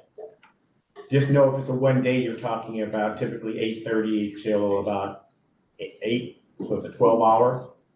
It is been done, How long are interviews usually? typically 55 minutes to an hour. But remember, there's a cascading effect here. If we change the meeting date for the interviews, we also have to look at when are we doing the special meeting for a candidate selection with you? Yeah. Because that's gonna have to be backed up. Yeah. And then that might also affect our deadline, so How about It's the 12th to cascading. 14th, or is, 12 through 14, 12th and 13th? 12, 13. that's a Monday and Tuesday? You work on Mondays? I work on Mondays, but maybe I could do a sub or something. Or Or 13th, 13 and 14? So I work Monday, Wednesday right now. This year, next year, I'm changing my schedule. So is this, when you say all day, like, here, the other thing is, like, maybe, The first day would be all day, yeah. and the second day would be a partial. Correct. after usually. So like, yeah, I could do Tuesday, Wednesday, if the second day could start at 12:30. That's possible. So. How I about the could rest do- of you? Are we looking at like the 13th, 14th? Yeah, like 13th, 14th, or 20, Well, 20th, 21st. No, Yeah, I we can't do can't, I 13th. don't wanna go, I Alright, don't want, you know no, I what, don't wanna go go back, so either 6, 7, or 13, 14. I think 2021 is too late. I work on the 6th, so 13, 14 is good for me. 13, 14 going around? I guess I should. And the 13th is an early out day for those with little kids, can you arrange babysitters? Yeah. See her. I said those with little kids. Oh, it sounded like you're asking Eric to Eric. babysit. Oh, I'm Eric, can you good. babysit please? No. No, I said those with little kids, can you arrange babysitters? Sounded like I don't know, can the district pay for babysitting? It does get expensive. Well, what I could also do is I could, if we could, I mean, I could probably get a, I could get See, a I would sub always on the get friends on 12th. trade babysitting. That's what I would do. You could get some I on the could get a 12th. sub on the 12th. I have to be done by 5, like I have a hard stop at 5 because I teach at night too. Sure. So I could do that and then I'm open on the 13th, so then we could do any time on the 13th. So I'll get a sub on the 12th. Are you working on Monday? No, I'm good. Does that work for everybody? Is interviews on a Monday, is that a horrible idea or is that fine? No, doesn't It's make your any turn. difference. It's next So to a that- week. I know, but It like, doesn't change. is that gonna throw, like, is that like unheard of to do interviews? Oh, no, we do it every, Okay. yeah, so looking at 12th and 13th? Yeah, why don't we do that? Yes, I'll get us a, Isabel, oh, by the way, I told you about my Southwest Airlines thing, so 12th and 13th? No, yes, thank you, Isabel. okay, I'll get us a. Oh, yes? Yeah, Okay, me? Yeah. Okay, 12th and 13th. So all day 12th and a half day in the morning on the 13th. I gotta leave at 5 though. Like Which day? to turn into a pumpkin on the 12th. Oh, we'll do that. That'll happen. So those dates replace what? They're gonna replace the May 17th and 18th dates. So let's take a look now back at the May 8th, the special meeting.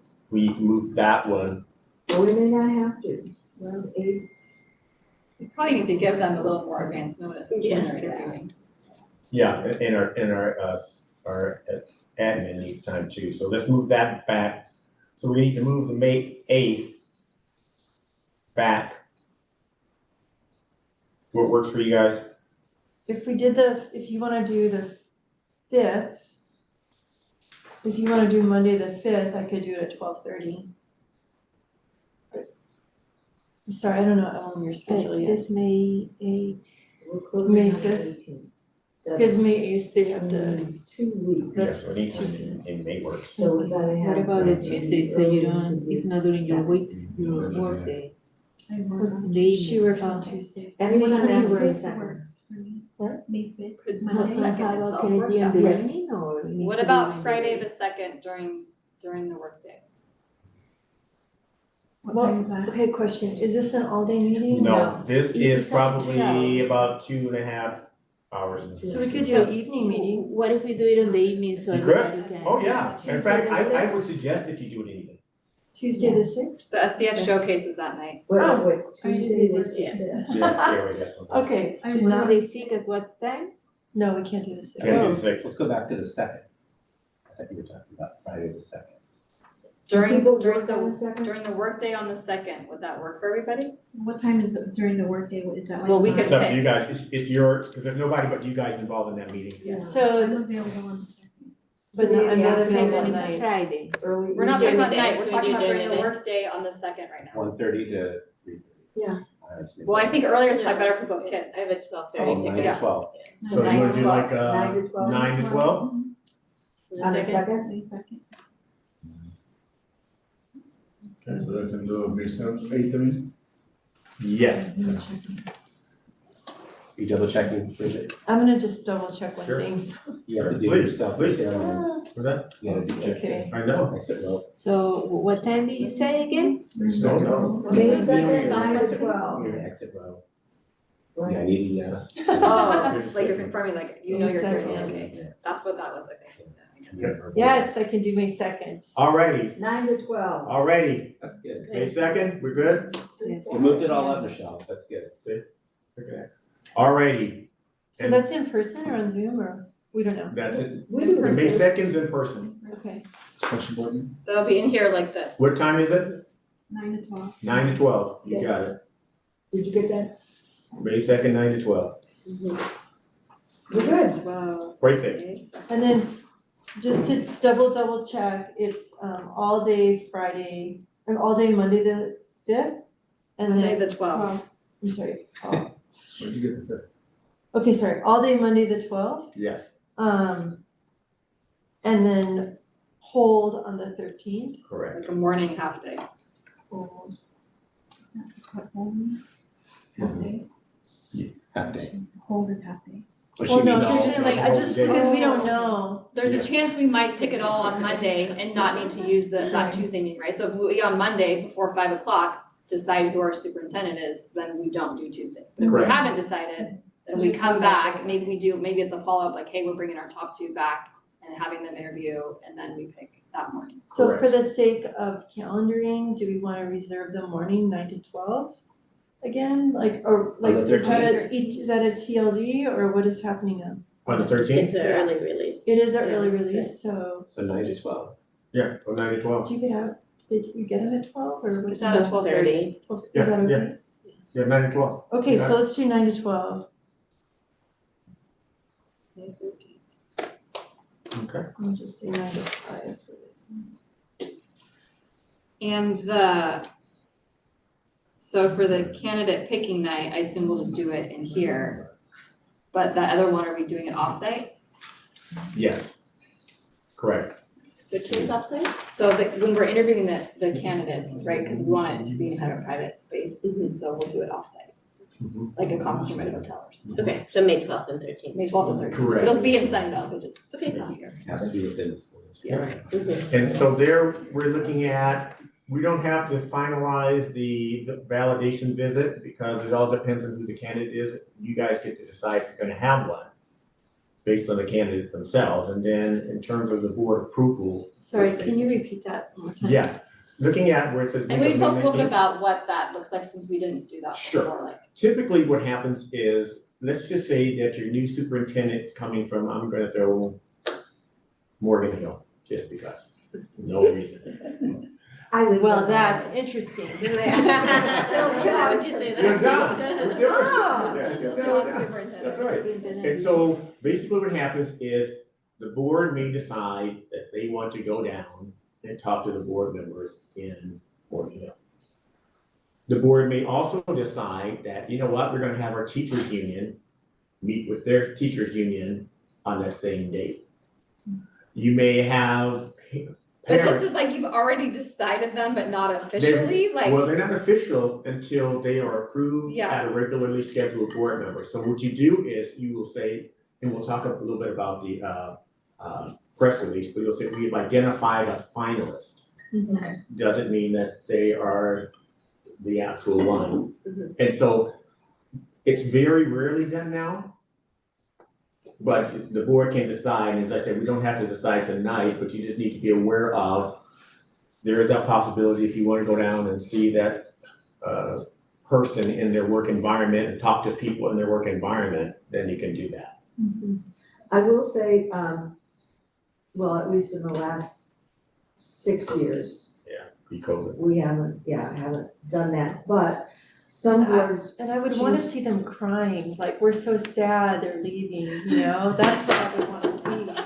I wouldn't be really happy unless they were like all in tears or mad at us, acting out. Well, just remember this, the superintendent that you're stealing Yeah. is going to basically select, you know, the people that, you know, the union people and that you're going to be. Or assistants.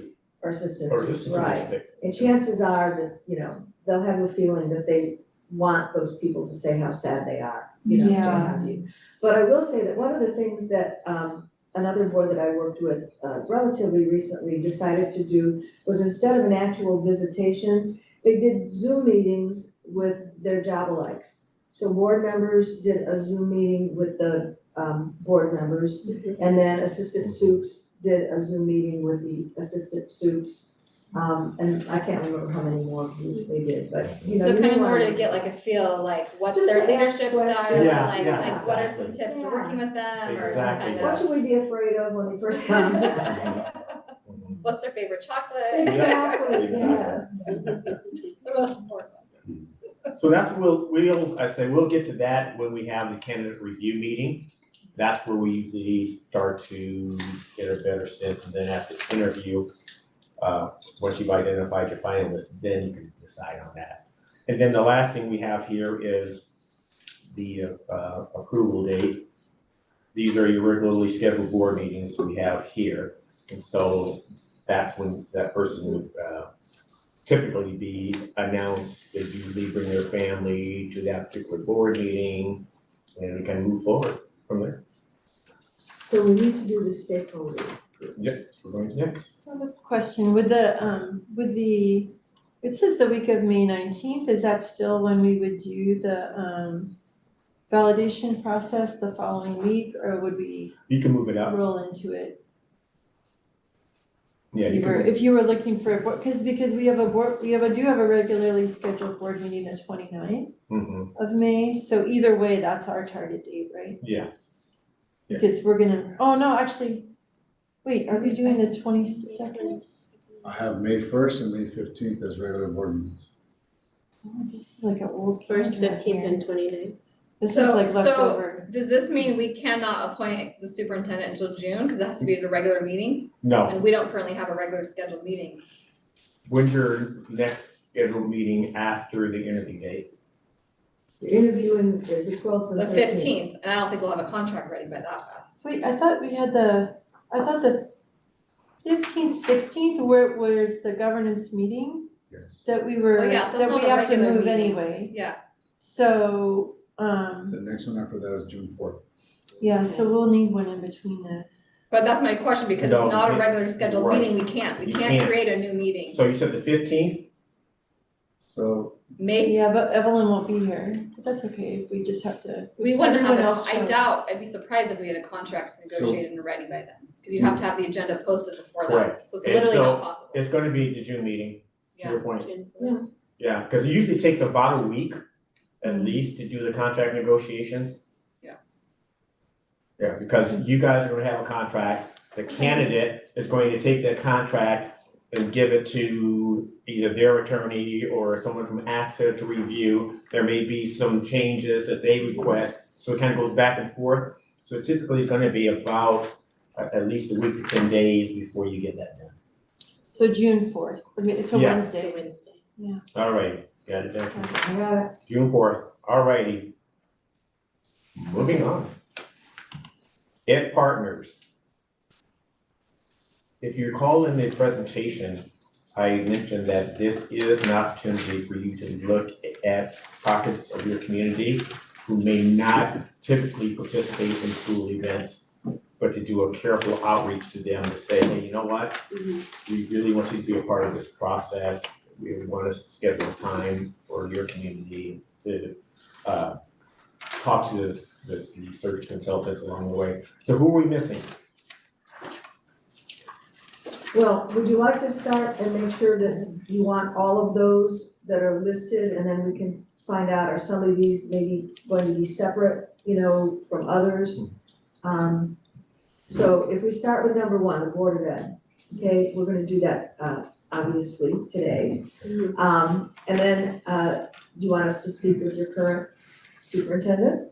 Yeah. Okay, any former superintendents you'd like us to talk to? So I think if you can't, Ben, our last one, Ben Picard, he's great, he's Oh. out of town a lot, so like if you can chat with him, Okay. but I think Okay. also like he's No not as problem. connected right now, so I don't think, like, if you don't, it's not, If we Not get big him- deal. not super Yeah, critical, if but not. he like, right, would be I bet we good. can find him. Yeah. Yeah, He'd probably be on a cruise somewhere. that's right, you're right. That's what I'm saying, Yeah, like, he's actually you're traveling a absolutely lot, right. so I you might talked have to go join him on a cruise to chat with him. Well, I think Oh, that's a okay. good idea, as long as he doesn't have his 400 grandchildren with him. Yeah. Okay, cabinet, obviously. Then district leadership, and sometimes districts want to split this up and have principals meet with us as a principal group, and then maybe directors and coordinators as the Whatever. director coordinator group, yeah, up to In you. fact, we almost recommend Say, I that think I like that. because idea, of separating the position dynamic Yeah, that. principals might not be able to Correct. speak as freely if they have the Absolutely. directors So there. we're Absolutely gonna not. separate So we're gonna those separate those, so and keep the directors and coordinators coordinators together, but principals definitely. What are your thoughts on that? Yes, so we have an executive cabinet, that's just 4 of us. And then we have directors and department leads, Okay, okay? So that's like, there's a little differentiation there. okay, And then there's principals, and then there's a lot of assistant principals, so I think you wanna make sure that you're gonna be assistant principals. Yes, that's another group. Maybe separate from the Okay. principals, Yeah, I would do that. just because it's of the number. sure, right, yeah. Okay, So do you want, it would be the directors and department leads, do you have any coordinators? Yes, So would they Where'd you all want be them? they in one could be, group? they could be in there too. okay. Well, yeah, I'm. Or we could your have 50 department- meetings. Oh, So do you want directors, department leads, and coordinators in one group?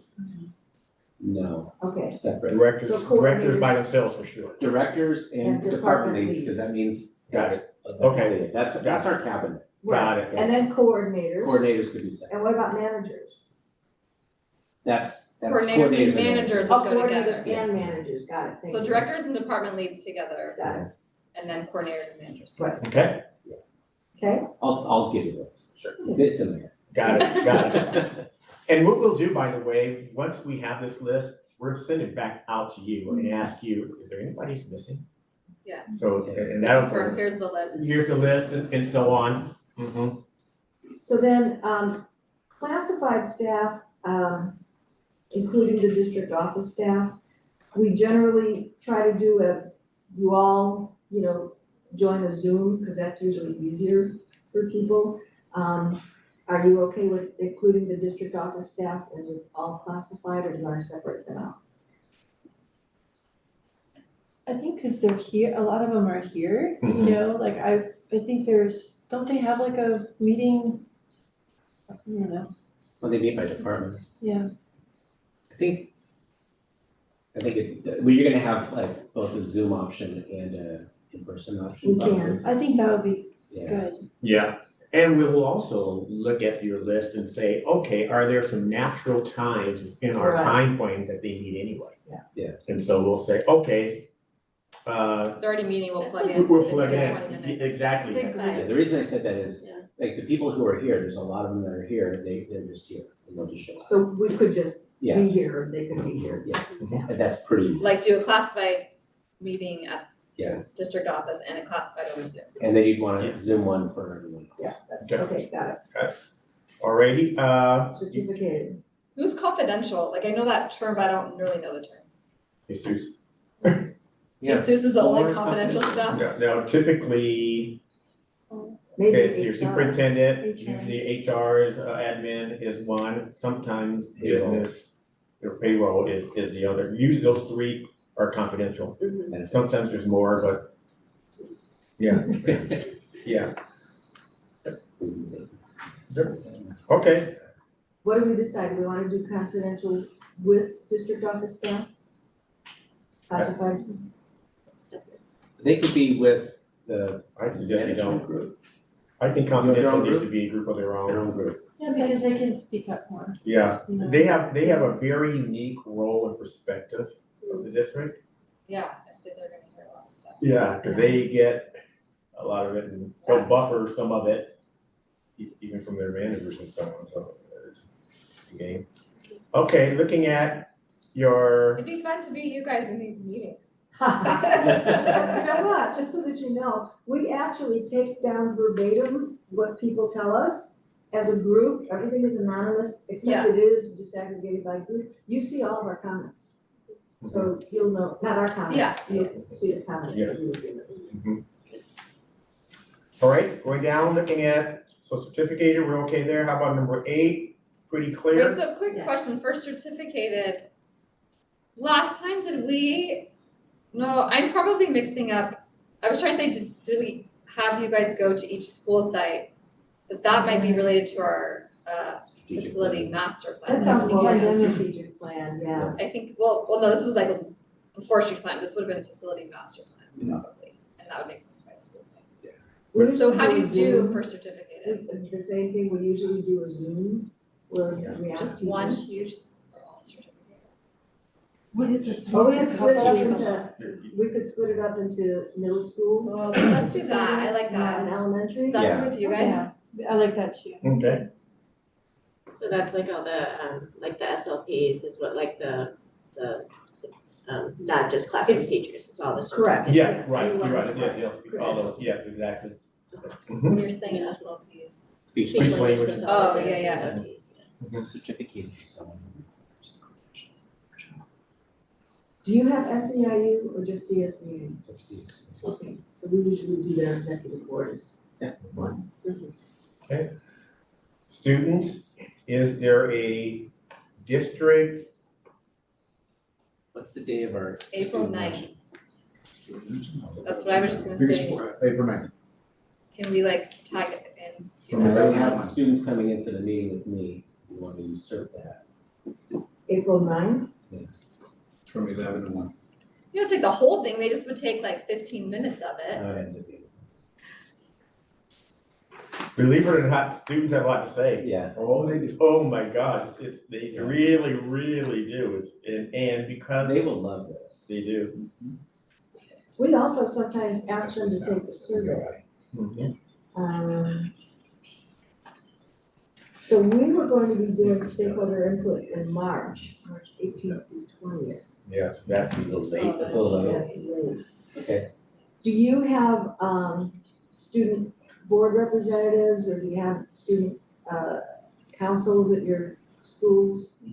Yeah. You could go to the two middle school leadership That's- classes. Let's do that. What were you gonna say? Yeah. Middle school, but in elementary, they do have student council.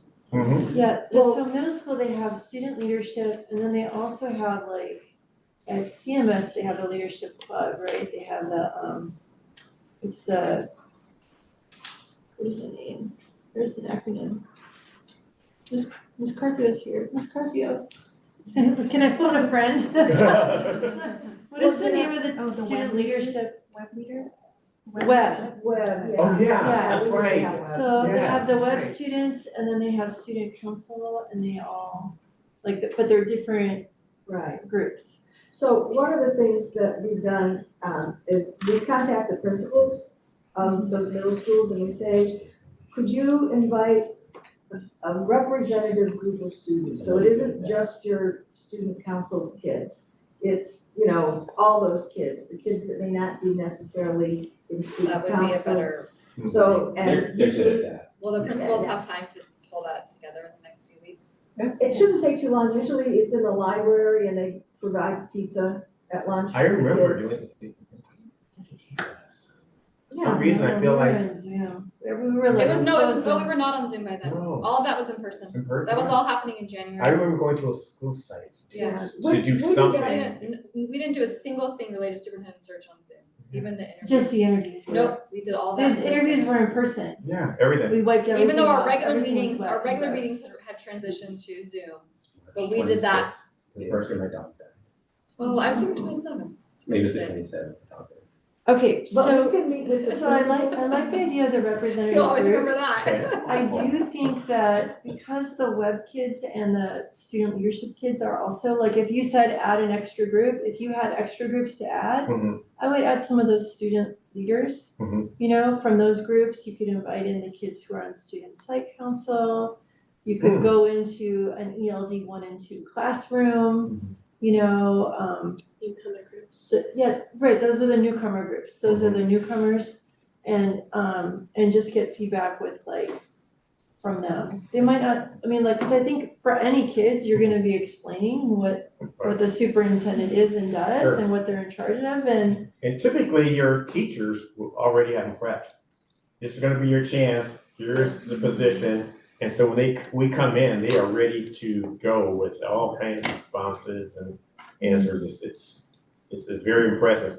We'll work with Mike maybe, if you guys are okay with that, looking For at the two principals, groups. we usually work with the Right. principals as well. Yeah, to get a sense of your groups that you're talking about. yeah. Okay. Definitely do that, Oh, yeah, definitely. And one of the things, and DLAC and ELAC are typically groups too, we try to do in their, if they have a natural meeting and during those times, we'll be able to find that out. We'll work with Jesus and others to get that straight. Looking at. I would say before we jump into partners, You love it. so, this adds more work, but a couple groups that I would love is last year we had a Hispanic Latino kind of, a group of parents that kind of, we had consultants come in and they were doing stuff the whole year and then accumulated with this event with us board members there. Mhm. If there's a way to do a Zoom, I'm assuming those contacts, staff wise still has it, Right, asking right. that group who already been Kind of already- participatory Mhm. and say, hey, we're having a superintendent search, we would really love your feedback. I would love to reach out to that group. And then I think we have just recently started a similar one for Black families. Mhm. And so if there's a contact list for that group, that's a newer one that's just started, but I would love to reach out to Sure. that group. Yes. And those are Mike, groups you I have was those- talking about earlier, Yeah. in terms Yeah. of groups Yeah. that you may not have. And it was a BIPOC last year. Yeah, last year it was both. Black and Hispanic. Okay. Yeah, we'll do those. That's like a couple hundred people Sure. total, Okay. right, between. Yeah. And They'll we see ask- representatives. we ask the principals to get Alvin students. Yes, Those are- yes. We don't have an Asian parent affinity. Because I was going there, that's what I was trying to allude to as we kept going around, so I kept going in circles on this one. It's just, right, 1 year we did a group, one, yeah, but it's I'm just saying, we don't Yeah, already it's not have foundations. naturally right now having it, but, yeah, We've that's just why I kind of was, started those. yeah. Okay, alrighty, yes. We're still going down the list? Oh, yeah. Yes, we're 11 now. So number 11, did we skip that one? Because I don't. No, We're getting don't there, come back, 11, So which of those groups do you have and which ones would you like to meet together? We generally can get representatives from each of those groups together, but if you would like them separate, we can do that as well. Each school has a PTA. We also have an education foundation.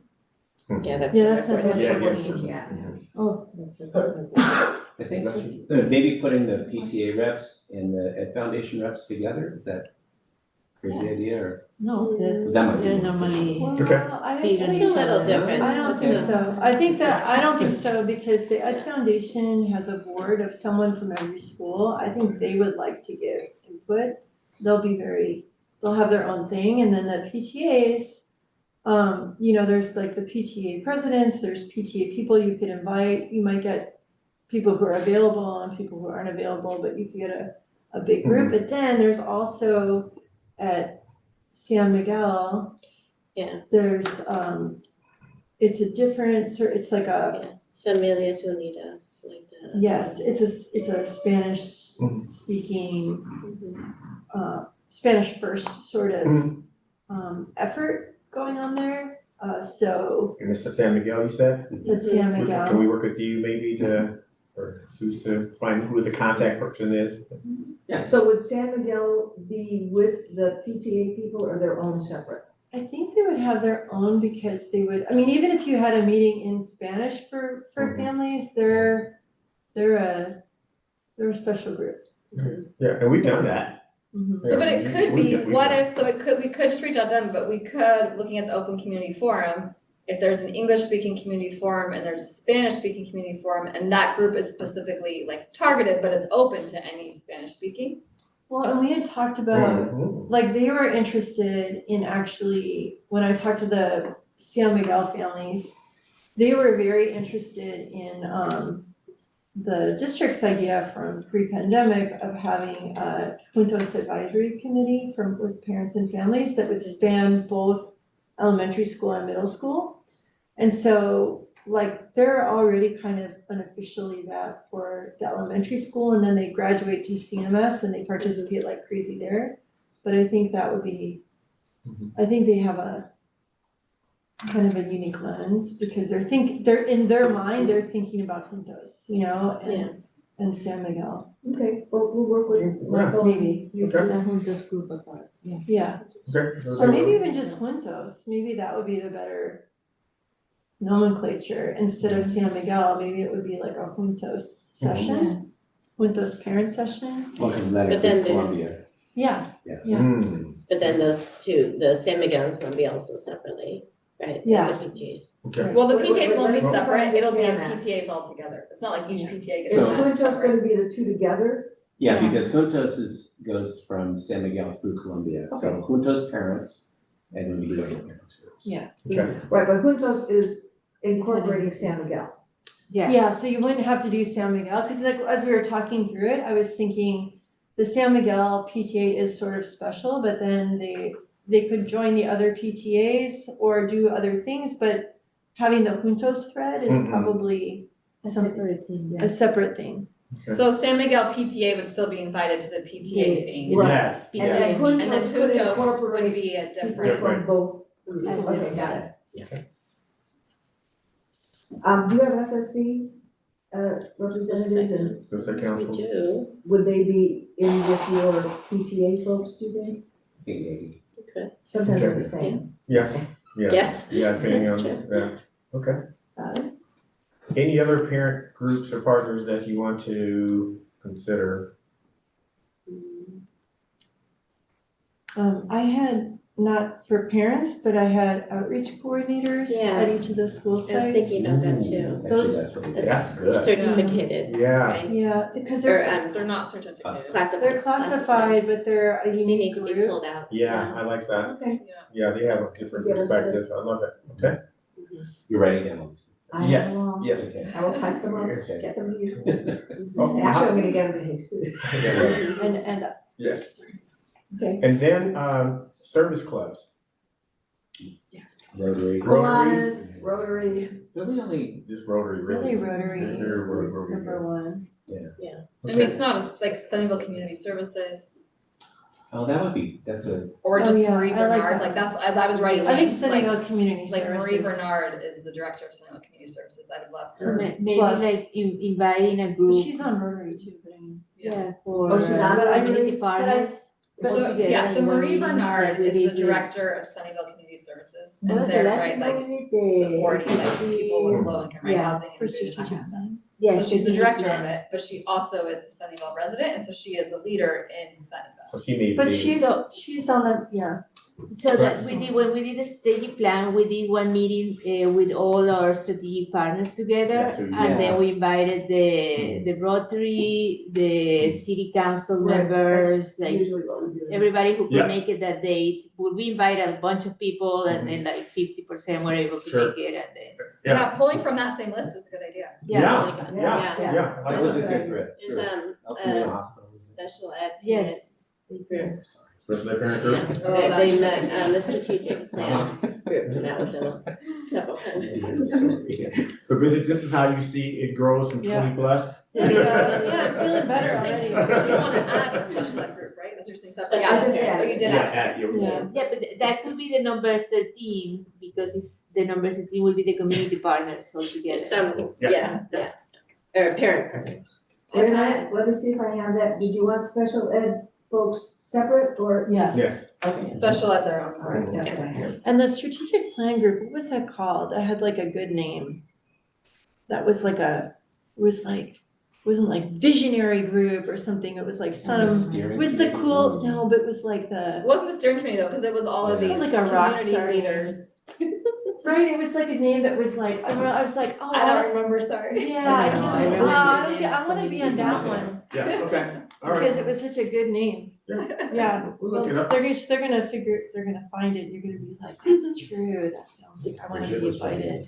Let's go with the, number 15, open community forum. Hold on before, sorry, one thing real fast. So this could be a part of, these people could be a part of that like community rock star group, whatever Yeah, I Bridget's know, I name don't know is. what it was. But I think people related specifically to the city is like inviting city council members, city manager. And then I don't know the exact title, but like, and it might be two different people, but like the city rec person and or library services. Yeah. Cause I've seen about people who work Yeah. a lot with the So superintendent. park Is and that, rec, is that two different, what's the one that you work with? Is it the rec person or the library person? Are We they work one and with- the same? People in that division, Services. so yeah. Okay. So There they're, they rotate through, no, I mean, there's like, it's libraries and parks are together, but we work with all the people in that. In those So- spaces, but yeah, so That's, I there's, mean, people they rotate through. versus- Okay. yeah, And so there's those the are assistant the, city manager. And DPS. but I don't think the assistant city manager works with us. You know, that it would be much. the people that were on the All Columbia Neighborhood partners, Center meeting that was in today. what is CBO Okay. something, the one that we have next Yeah. Friday? are they, is park and rec and library going to be separate from the Rotary and Bond city commission. council? Yeah, Yeah. Yes, because city councils, yeah, Okay, different. Yeah. because those are like Yeah. doers. like part of the Yeah. special groups Like I think could the be city staff people would be a the separate. facility Okay. bond people that Because they're like city partners staff, and they're right, always and around. community leaders. Right. Your, Yeah. facility. The CBOC. CBOC, yeah. They could be part of that community partners Yes. group. Yes. They should be because The they're bond always oversight. around and helping a lot. Okay, Where would like office people be, like in the school offices, the front office? Classified. classified. Okay. Good question. Mm-hmm. So classified as anyone who doesn't require a teaching credential. Do we want anyone like from a I'll make business, a like list. Chamber of Commerce or Downtown Association or anything like that, is that useful? Or like the neighborhood associations?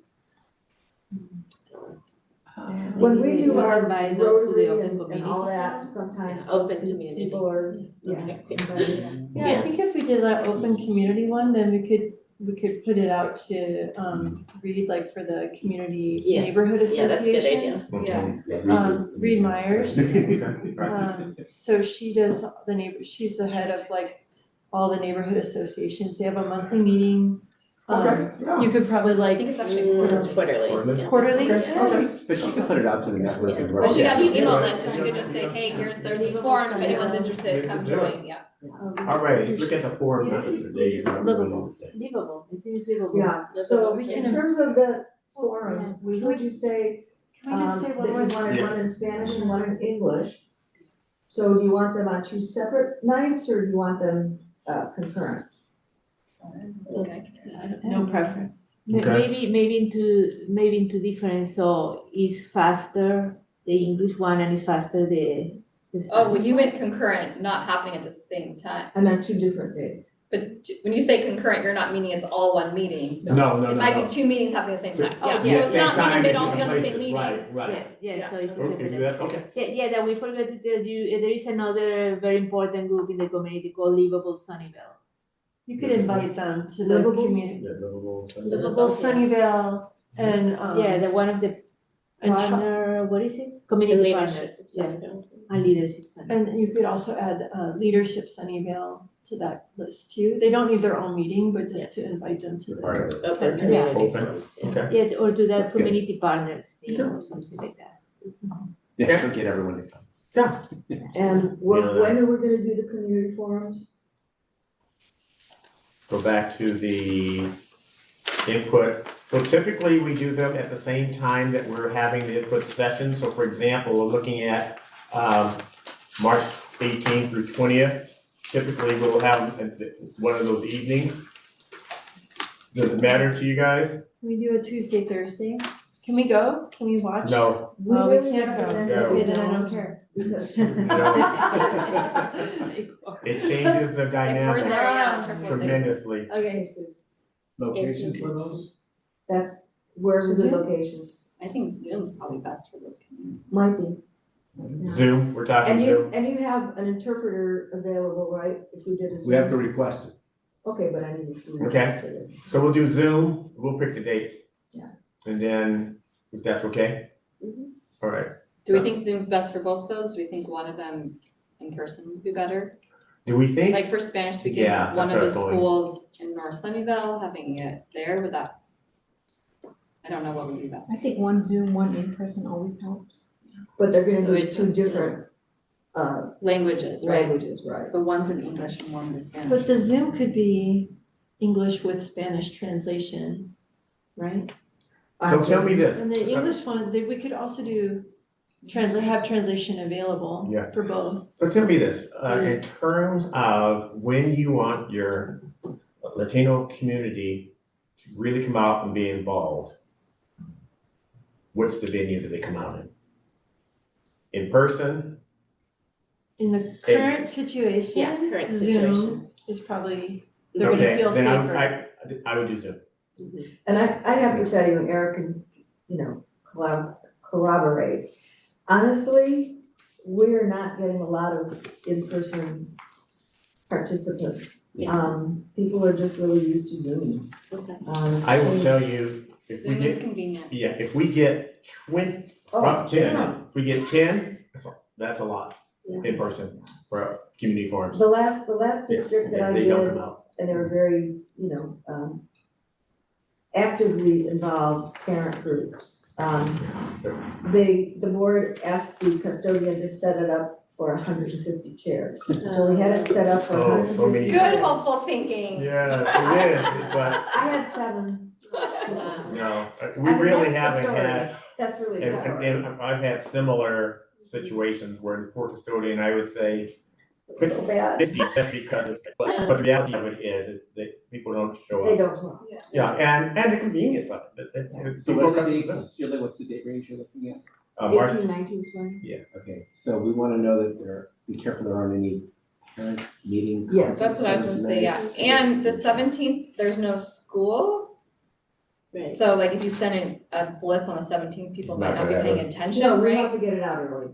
Yeah, but I mean, like a reminder, right? So Sure. like, I almost, if there's anything gonna be in person, I almost would think you'd want it on the 19th and 20th, unless like there's things that are busy that night, those nights.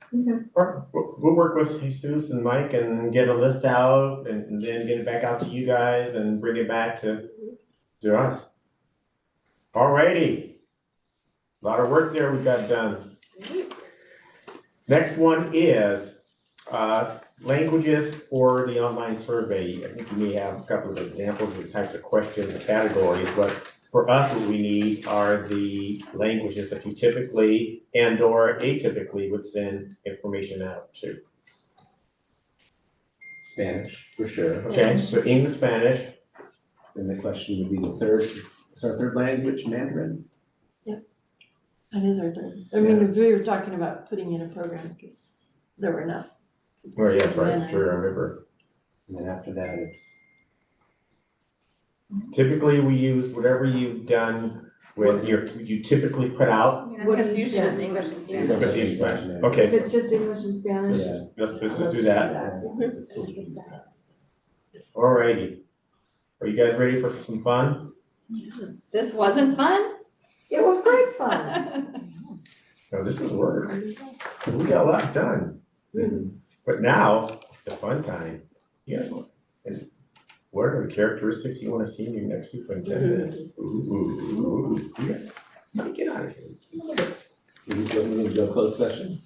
No, it's not Go closed watch it. session. Why does he have to leave? Not closed session. He's retiring. He doesn't care if we say I can't anybody, leave. anybody That's other the than point. someone like Michael. Oh, all right, let's meet him. We're gonna talk to him anyway. He's gonna give us his input later. Yeah. Question, that's just an informational page, the 1 through 6, is that just like the sample, Yeah, like that's what the survey will look like? This is what it That's looks that like, is? correct. Okay. Yeah.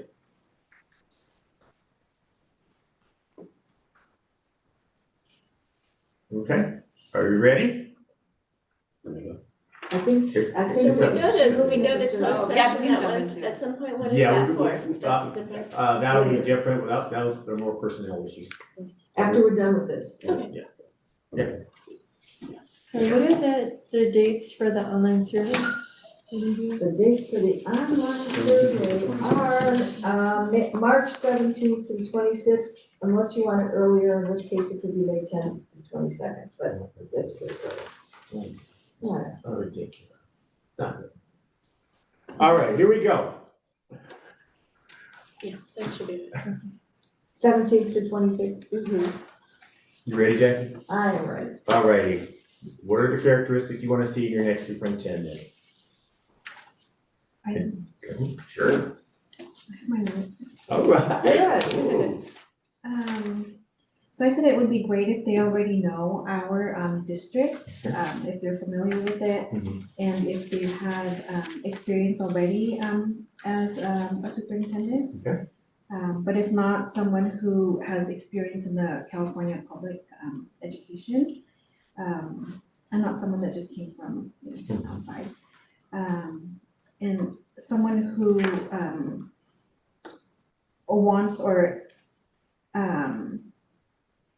wants to have like school achievements, like providing programs that helps with student success, grades in reading or math. Someone who has a vision for positive outcomes for the district, especially for students and teachers, what we can do to help them excel and become successful inside and outside of the classrooms. Someone who's not just filling the role or the title, but someone who is actually caring, compassionate and empathetic, someone who believes in advocating for students and families and teachers, and also for the board people,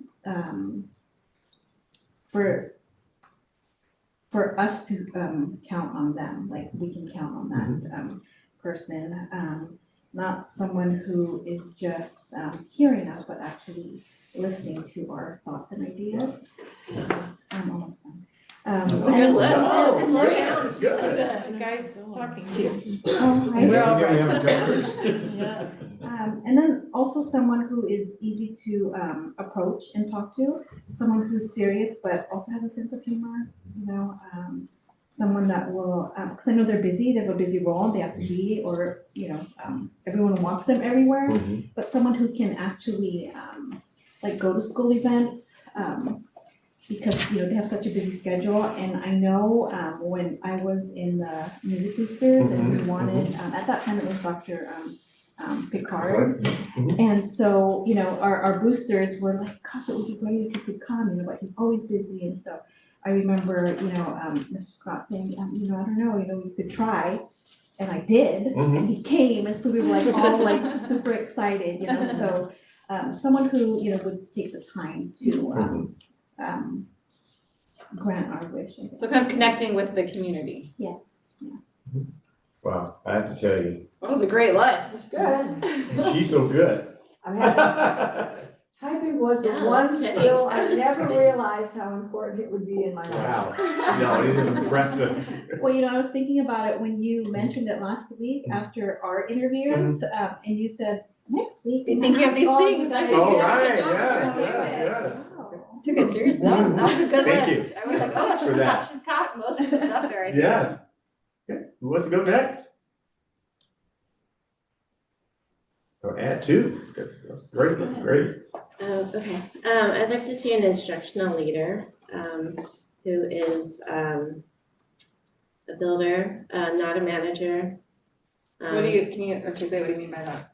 I wanna see instructional, I wanna see outcomes in our students that we have not been serving very well. I wanna see a shift there. So maybe somebody who has, done that successfully elsewhere, or has, has a deep commitment to equity and has has driven an impactful change for the community. So it might be in terms of, academics, but it might be in terms of, just, even something like child nutrition or achievement in a different way, like something where it's like, They've been able really to change systems or. where we're really Change. like understanding the vulnerable populations, especially very equity minded and willing to affect change and able to affect change. So, a consensus builder, obviously, but also kind of a disruptor in a sense, it's like, let's not look at this as if everything's great, let's look at it critically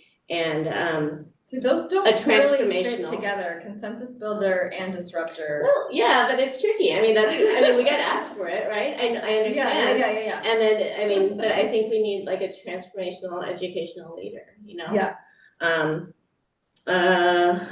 Well, I think like in talking to, the idea of a disruptor, but who can bring people along with them. So like not Yeah. disrupting people, but like Yes. disrupting the system. But disrupting the But system like, disrupts people. Like it is If you're being honest, it's disrupting, it is disrupting people. disrupting Like, people, don't say it but doesn't. you have, but you have to bring people Yeah, on to yeah, yeah. change, because we're set up, I agree in that we're set up with our strategic plan for making a change, so we need Like we're on someone, the right track. we have to help have someone help us make the change. Yeah. Yeah. And like that's challenging. I think another term that is used for a disruptor builder is also a shaker and a maker. Like you shake everything to Yeah. change the All those system, but words then you too. make it again. Mm-hmm. So Yeah. it's not. I've never heard that one before. I like that. That's good. Yeah. Shaker maker.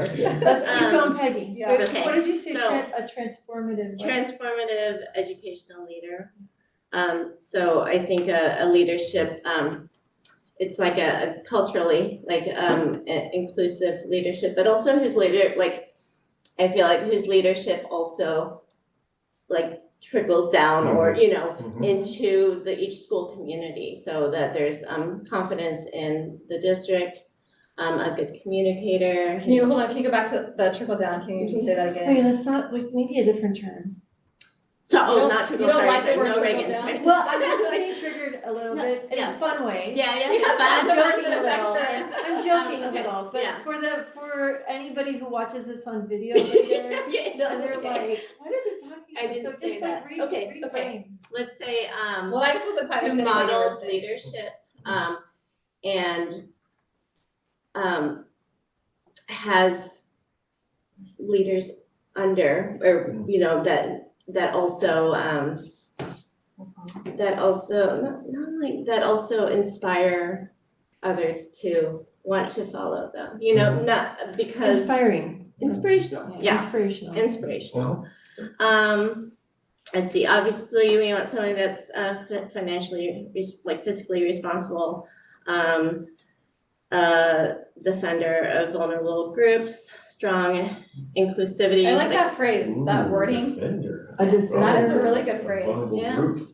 Are you getting that word for? Yeah, no, we are. I mean, Yeah. I think it'd be, it's not like must have, but I think it'd be really great if we had an immigrant or somebody who's a second language learner, that would really understand a large portion of our student population. Somebody that's, this is like, I feel like it's, just put it all out because there's Why so not? many different, but somebody who's, approachable, trustworthy, authentic, Yeah, that's, it's big, I right? agree that is completely mandatory. We need someone who's approachable and trustworthy. Yes. Trustworthy is And really authentic, I like important. that word. Yeah, And authentic. yeah. Yeah. She got it down. I'm telling you. Yeah. She's impressive. Let's One see. skill. No, you have many skills. And but- keeping him on track. That's true. That is the Let's go. hardest. Let's go. Let's go. Data driven, I'd like to see someone who's like willing to look at our, especially like our outcomes when we are looking at our focus subgroups and when we're looking at language learners or socioeconomically disadvantaged, the McKinney-Vento students, and look critically at what those outcomes have been and how we can shift that, and maybe by database, I mean, let's look at what else has worked elsewhere, and take those learnings. So somebody who is collaborative and not so prideful, like I know how to do it, but like, oftentimes, we just need to work with others and build that consensus amongst leadership, because that person's not going to be all of these things, but they might have people around them that would be able to make them, that kind of leader. Let's see. Except for the trustworthy. They have to be that themselves. They have to be, yeah. That would be really important. I'm gonna lie, but I'll have the people around me tell the They're all truth. gonna tell the truth. Exactly. I want somebody that's present, in the community, at the school sites. Were you Engaged. referring to the same thing that Evelyn, or a different space? Like, Evelyn's talking about like going to Yeah. like a school event or Yeah, reading in a school different events, space. but also just like on school sites and not in a, oh gosh, like the superintendent's here, like I'm intimidated, but just like, in a, like I'm interested in seeing how it's going. And so people would like feel like, oh, look, they care about us, I'm not like, oh, evaluation, like, and let's see. I think I covered everything. Community oriented, a good balance of nimble versus stable. Wait, that's a new one you guys. Yeah, we'll have a good Yeah. What does that balance. mean? Yeah, I think being able to like adjust to, Be able to pivot. yeah, but especially like I feel like especially with the new administration, there's a lot of unknowns coming down, and just being able to be responsive and inclusive of the community and shift, like if needed, right? Even if that's kind of just different than before, like willing to kind of but stable in that, like, okay, like somebody who we can depend on is, in those ways. And let's see. Inspires, yeah, I said inspires teachers, inspires others, data driven.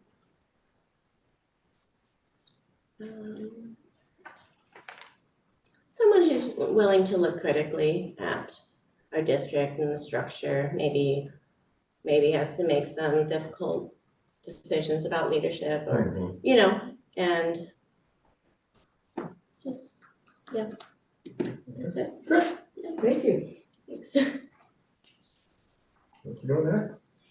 Okay, so I agree with the, expertise in California education system is unique.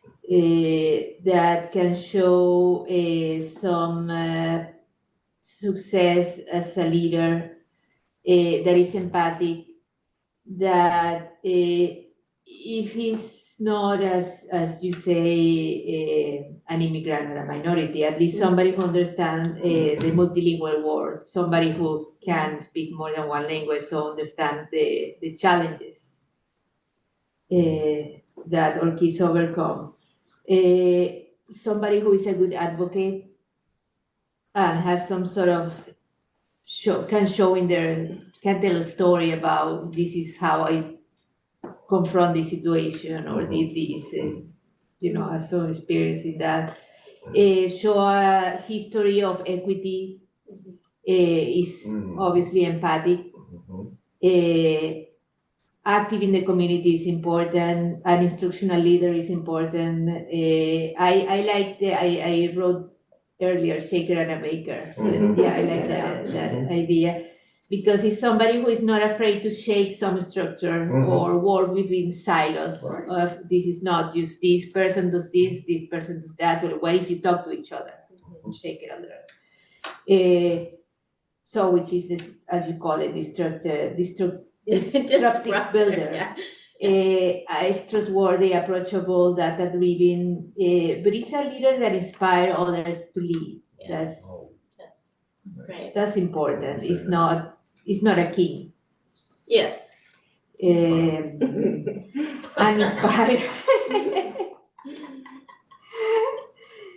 inspire an environment of empathy and balanced stability.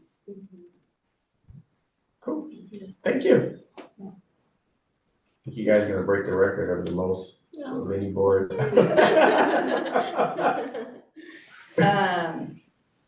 I don't really have a whole lot different. But I think it's Did we- important that they hear you, and we hear you, so if you, because there's a lot that's been said, I agree with pretty much everything Well, I'm just people kind are of going through saying, yeah. So you can just say. What I kind of already interjected too is the first thing is So I don't think we've talked about, so I think one, someone who works collaboratively, I think we've talked about that, maybe not used that word. And then, this is actually a note from when I had chatted with Ben when we first knew this. And this one's from Ben, is someone who believes in partnerships. And I thought that was an interesting space. And then, let's see.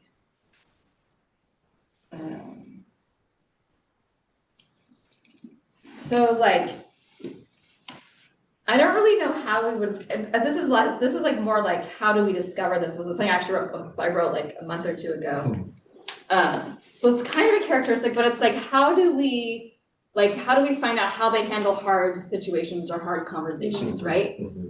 It's one of the interview questions usually. Right, and and I think and there's in lots of different avenues, hard conversations with board members, hard conversations with community, right? There's different avenues of hard, right? And each one of those are hard for different reasons, I don't know how best. So anyways, just so how they handle them, but then also not just the conversation, but then what happens afterwards, right? What happens afterwards, in that interaction, what happens afterwards also right, is it a super stress, right? Can they have the hard conversation and then I'm okay and I move on? Some people have hard conversations and then they're worked up for days or I don't, so it's kind of a tricky. Do they hold a grudge? Well, that's not what I'm referring to. So yes, grudge would be an important piece. Yeah. That's not the piece I'm referring to, more just hard conversations for some people can be a very stressful thing. So yes, grudge is a piece, but I'm just referring more to can they handle it? Just how they're doing, How do you Do they have them? recover, I guess. How do you recover from those hard? So yes, you don't want them to hold a grudge, I don't disagree with you, but this is just a different piece of it. And you do want them to have those hard conversations. Yes. You don't want them to not have them. It doesn't have them, Yeah. And then, I gotta go to my other, because that was my notes from previous, and then my newer notes. So essentially I'll write what I wrote last week at our meeting, and then I'll kind of say, it's I wrote, we are a very active and engaged board. We need a superintendent who can handle that. So it kind of connects to the hard conversations, but not even fully, right? But just that we are, right?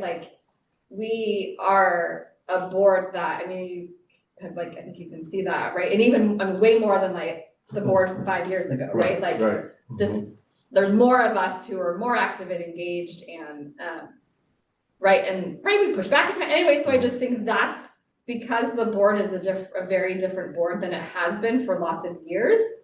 I think that also takes a little bit of a different superintendent, right? Like, so. Yeah, I talked to somebody about that today, so it's funny you say that, I said, no, it's a different board.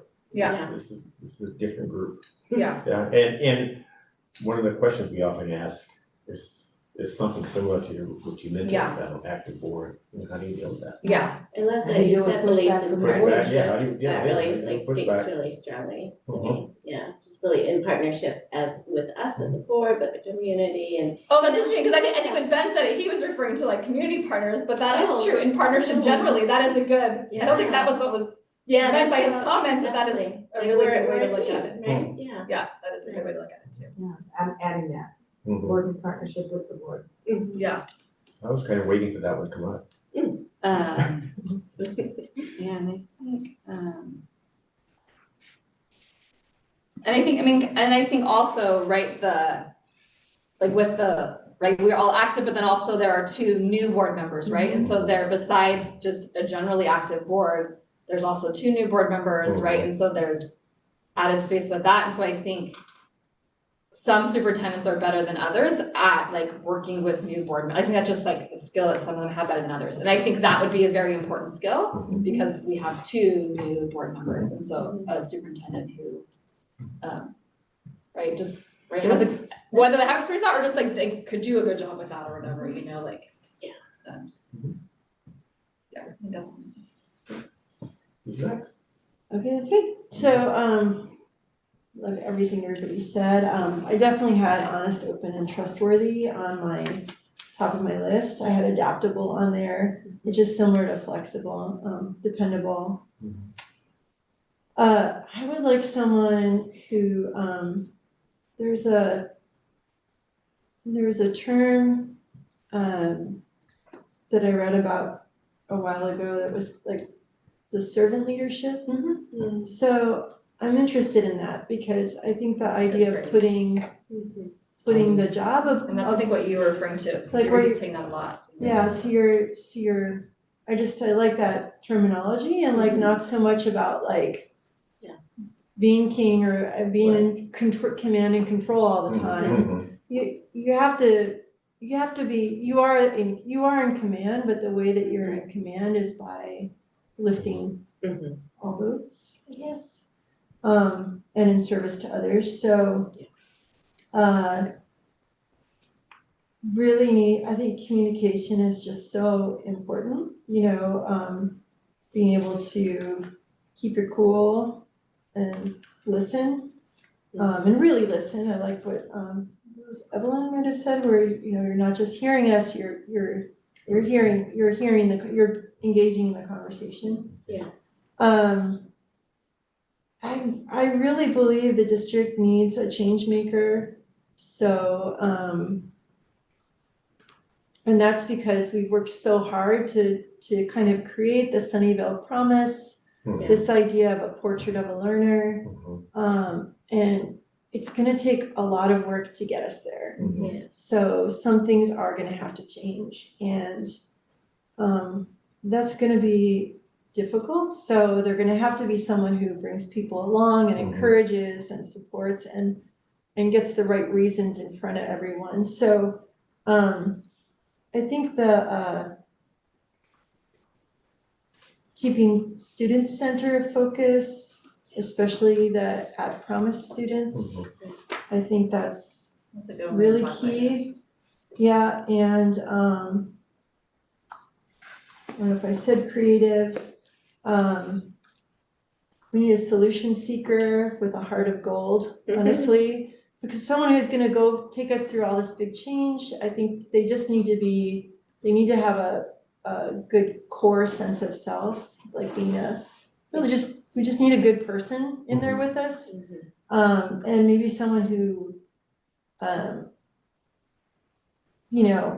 gives people the benefit of the doubt, but also verifies, you know, like someone who's like very open, yeah, like trust but verify, like we're gonna like, you know, like just kind of that even tempered, I've seen it at work in other situations, so they're gonna have to be pretty brave and pretty strong. I think the Brave, federal good word. environment is pretty rough. Yeah. And it empowers people who can be pretty, you know, interesting. That's interesting, so when you said brave, and that's an important part of brave, but I was thinking more brave in this like change-making space that we're one, right? Like that's gonna take, Both. that's gonna take a lot of bravery, different than the other bravery. That is you're gonna referring take a to. ton of bravery. Yes. And it's gonna take a lot of, like, I think the only way to do it is to stay centered on the students, because we're not just changing for change's sake or because we think change is fun. We know change is hard. Yes. You know, but we have to do it. Like, we've all agreed we have to do it. We said what we wanna be, where we wanna be. Right. Like, okay, we gotta get there. That's the job. And I really think, like, we've talked in the past about building thought partnership on the board. Like, we have a lot of conversations about things, conversations over time. So like, I don't wanna, like, we don't all agree with each other about everything, but we definitely know where people are coming from. We have a lot of overlap, and I think with our new superintendent, we wanna build a new team together. So, and I like what everyone else said. And that relationships are important, like us as a board, right? Like we're not Absolutely. just here on the stand, and so with the superintendent, that those relationships really matter to all of us.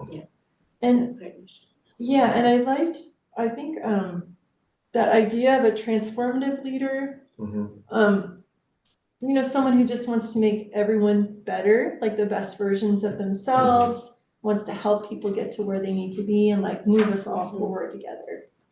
So it's a big opportunity, I think, for the district. And like I said before, John Horner really scared me when he said, you know, if you get this wrong, you're gonna regret it for your whole entire life. And, you know, and I'm like, oh my God, John, you're killing me. I've got to reach out to him. He said, John, we can do it for a board member. See him tomorrow, Oh, do the good. board workshop. Yeah. And I want someone who respects all the people in the organization. That's very important to me. You know, like the people who are mean to waiters, it makes me want to throttle them. And I'm a nonviolent person. So we need somebody who's going to treat everybody with respect and have a care and like, you know, Like truly values all people, Really. all humans. yeah, not just someone who's signing a paycheck. And I would like someone who's, I think I said communicator, and I meant not just interpersonally, but someone who's very transparent for the community, like interested in feedback, interested in empowering community, interested in empowering the students. And to do that, you have to reach out to them. You have to be available, and you have to push yourself out there. Yeah, Push available. push the district out there, not even like yourself, but like engage. Interested in engagement, interested in community engagement. Thank you, guys. You just got started, we're not done yet. Yeah. It's just so interesting in the sense that this is the most I've ever had. 82. Never. Well, I was gonna say, like, this was a really great list, but I also was It is a great list. or we No. lose because we're not gonna find someone who has all of that. Yeah, only 82 things, not Yeah, wow, yeah. It was like, if we could create that Maybe person, a it lot would of be them are incredible. repeated, so we're Yeah, looking. yeah, there's some, but still, I've never had that many ever. We'll find that unicorn for you, don't worry. So now is your opportunity to brag about Sunnyvale. Because you're gonna talk about the strengths of the district. And this is what we use to recruit. When we look for candidates, we'll say, here's why you wanna come here. These things are present, and so on, so. Yes, you got it. I think that we have a great foundation, like a vision. Okay. And we've established that through the strategic plan and we also have like the facilities master plan and, you know, there's a lot of the Sunnyvale Promise. I feel like there's been a lot of work done to identify what we want to see in our students and how we want to be, like, in theory, or, you know, like conceptually. And so that's very encouraging, because I feel like there's a great place to step into, like, okay, there's a direction and a vision. I feel like financially, we're in pretty good shape compared to other places. Can I add on to the first thing you said? So the first piece you said about having a great vision and the foundation, I think it's also really important that there was a lot of community outreach. It wasn't just the board, Yes. it wasn't just the school district, it was like a lot of people, families and community members were engaged. So I feel like we got a consensus around what that is too, right? And that forms a big foundation, as you say, in the community, but it also asks a lot of what we need to do, because we promise a lot. We brought everybody and their grandmothers to talk about the strategic plan. Before that, everybody and their cousins talk about the facility plan. Right. Everybody, we keep asking and making promises. So we need someone to fulfill them. Got it. We have with us. Yes, with us. We have a very strong. We have a very engaged board. We are always out. Today we were meeting with your wife, and we meet statewide. We go In a to professional Washington. way. In a professional way. Yes. So we want a lot. We wish a lot. We have a very big wish list of things that we want to get there, and for that we have a very healthy fiscally solvent district. Because we have involved a lot of the community, we have been very successful in bonds. Yeah. So they're asking for us now to show the parcel tax. And the parcel tax. 82%. And so they will ask for us, what are you doing with all the money? What are you doing with all these promises? What are you doing with all this? So we need to answer with numbers and data and show them that we are actually doing an accountable thing. What else are you writing about? Community, oh yes, I was going to talk more about community, partnerships and community, just interest and engagement. I feel like a lot of buy-in into us as a district, you know? And so I love what Isabel just said about, we made these promises and let's carry through on those promises. Powerful. Yeah. I like that a lot. And How about you, what do Ellen? you like about that?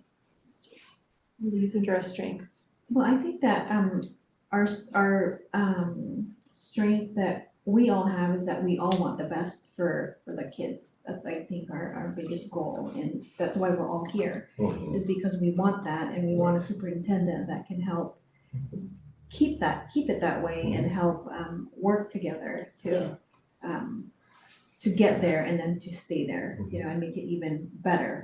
If we think it's better now, we can make it even better. Right. Anything else? I mean, this was already said without these words, but we've had huge community support, so like talking about the bond and parcel tax, right? So just that there is huge community support, and not just those things, right? Too, I think, right? Like generally, majority of people are happy with majority of what's going on in the district, right? I mean, there's always little things here or there, but the majority of people are happy. I think also a lot of times when staff comes from they come from other districts and come into our district, they are very happy with like how things are in our district. Like I feel like that's happened several times in the last few years where they're like, and I can't think of specifics right now of what they were, but I just remember staff making comments like, you know, like not the place that we're for was bad, but just something about our district they really liked, right? So I think, again, I'm sure it's not true of every staff member, but that seems to be a piece.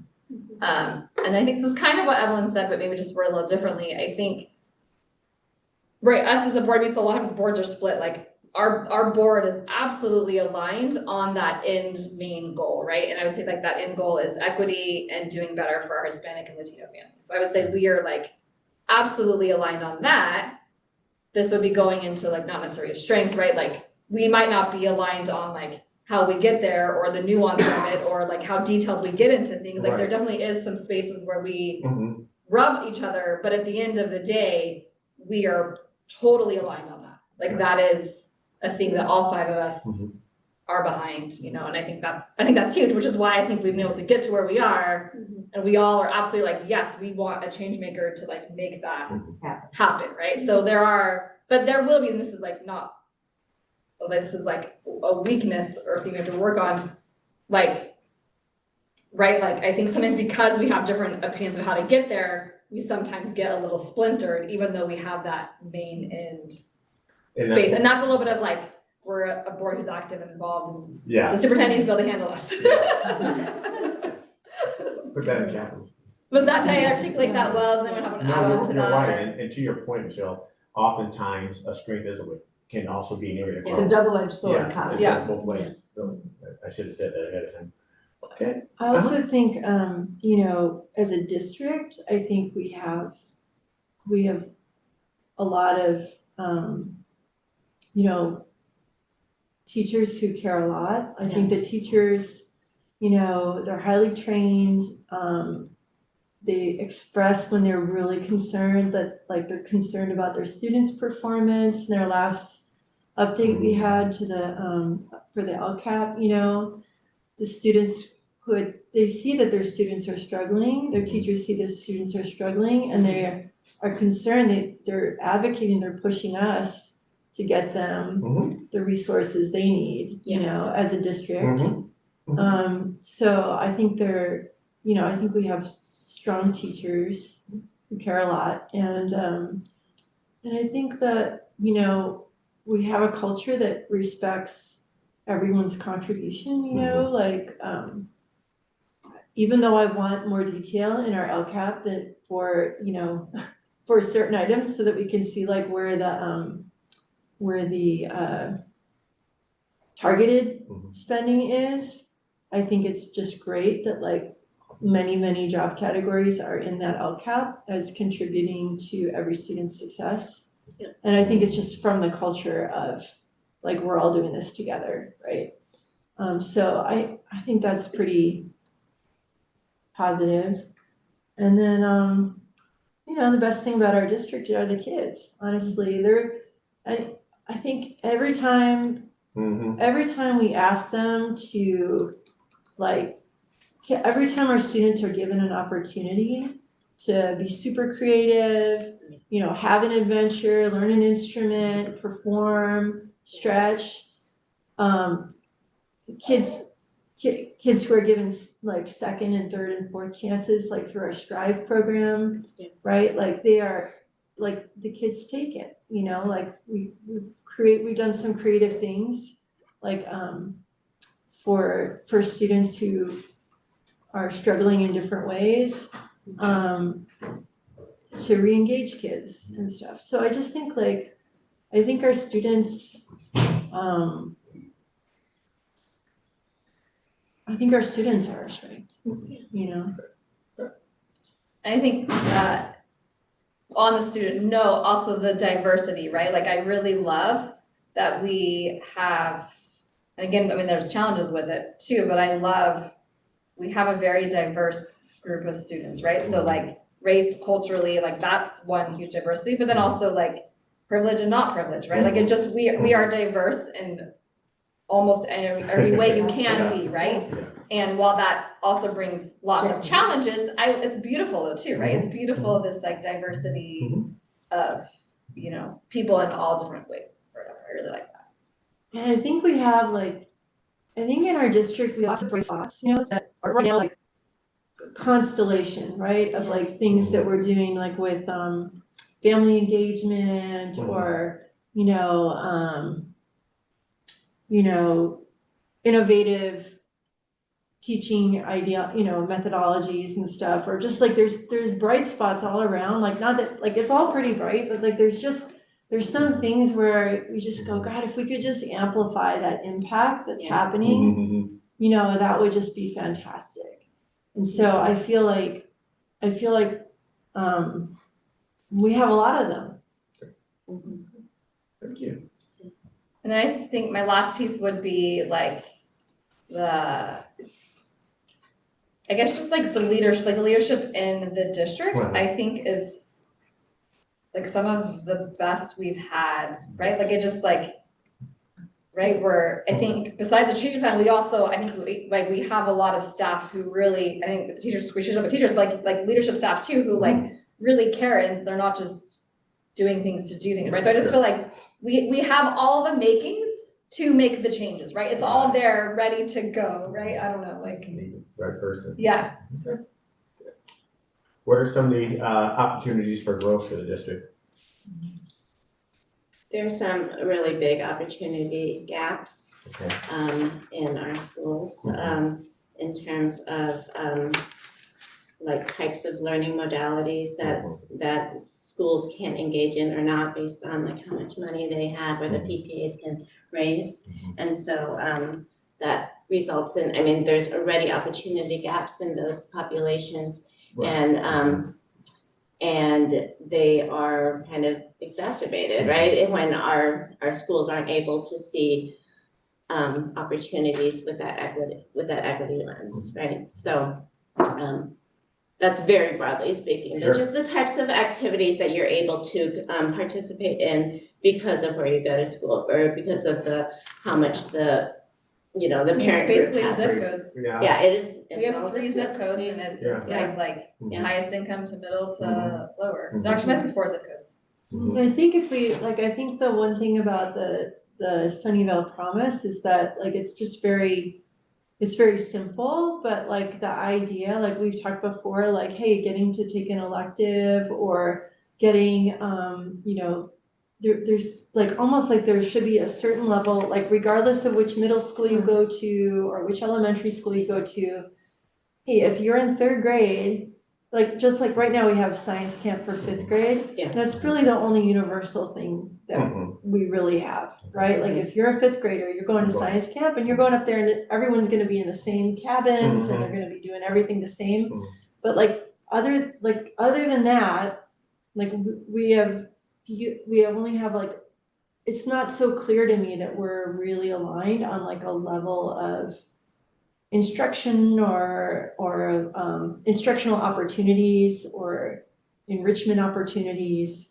And it's School by interesting school. because even though we do want each of the school to have their personality and kids to be proud of their own alma mater or this is what we do here and this is the program that we do there. We will also have like a base that we say everybody's doing this thing right, and it's not always possible. And not always you have the same level of economic equity around, so the parents cannot always participate as much in one place than another. Right. So that makes a lot of difference in the programs. And if there will be a way to, to work that more equitable. Garden learning can happen on some campuses. Yeah, Field because those are trips, my normally kid didn't things- go on a field trip until 3rd grade, whereas some schools can go like, every month or every other month. There's a music and art is different at school to school, based on how much the parents can contribute often. After school opportunities, also that same, like what's offered, what can be offered, who can pay for that to be offered, what kind of childcare there is. That's very different site to site. So being able to recognize, I think, like also that, these are all opportunities also to learn and to like kind of move like literacy and math, like, with different input, different ways of learning. So as much as you can manage to provide equitable opportunities in all sides without prohibiting one side. No, you cannot take your kids to one field trip every other month because you are the only school who can do it, or you cannot have a garden because the other schools cannot have a garden. But somehow make a system that works it out more equitable for all the sides. Yeah, and I think that's Yeah. a leadership, like a top-down, just instead of like each school site has that much autonomy, but maybe just a little bit more direction from. So, one issue that is, I don't know if it's gonna, I don't know, I mean, it seems like when I hear about, so management in companies is different than management in schools, right? Correct. And so like in technology or other fields, sometimes individual contributors become managers and then like they really don't know how to manage very well, right? And they get some training, but it's like, it's not their jam, right? But like when I think about like the people who are like managers of our schools, like principals, right? The principals, they are in charge of all the students, they engage with all the parents, they have the whole staff, they're supposed to be instructional leaders, they're top down and they're up too, right? And so there's like an incredible amount of like, there's a big skill set that goes into that. But I hear about like sometimes it's like, I think to get all the principals, like who's helping the principals? How are we developing them as leaders, right? Like when we're at the district office, right? You have all these people who are on different teams. You have teachers who want to be coaches and you have coaches who want to be other people, right? And like, how do you keep this like system of, and you know, because we're on the board and like we have other jobs that we've done, right? Like maybe this is just completely intuitive and everybody, there is a way that this all works. But it seems like there's a management piece of this. It's not like manage it like, yeah, we just need someone to go sit in the chair and status quo, this whole thing runs itself. Like that's not the kind of manager we need, but we need someone who can support the growth and development of all its leaders, right? Because there's so much like happening all at once. It's like seems pretty intense, right? We go on a site visit and it's like, oh, you've got a lot on your plate, you know, and it's like a Tuesday. It's like there's like a lot going on. So I think we're gonna need someone who's sensitive to that and who can support maybe some systemic supports for that. With transparency. Yeah. Right? So that people can also see that it is a supportive community of all, including our instructional leaders. Sure. Yeah. I think I feel like in some ways, as wonderful as our teachers are, I don't feel like they have enough support to teach as well as they could.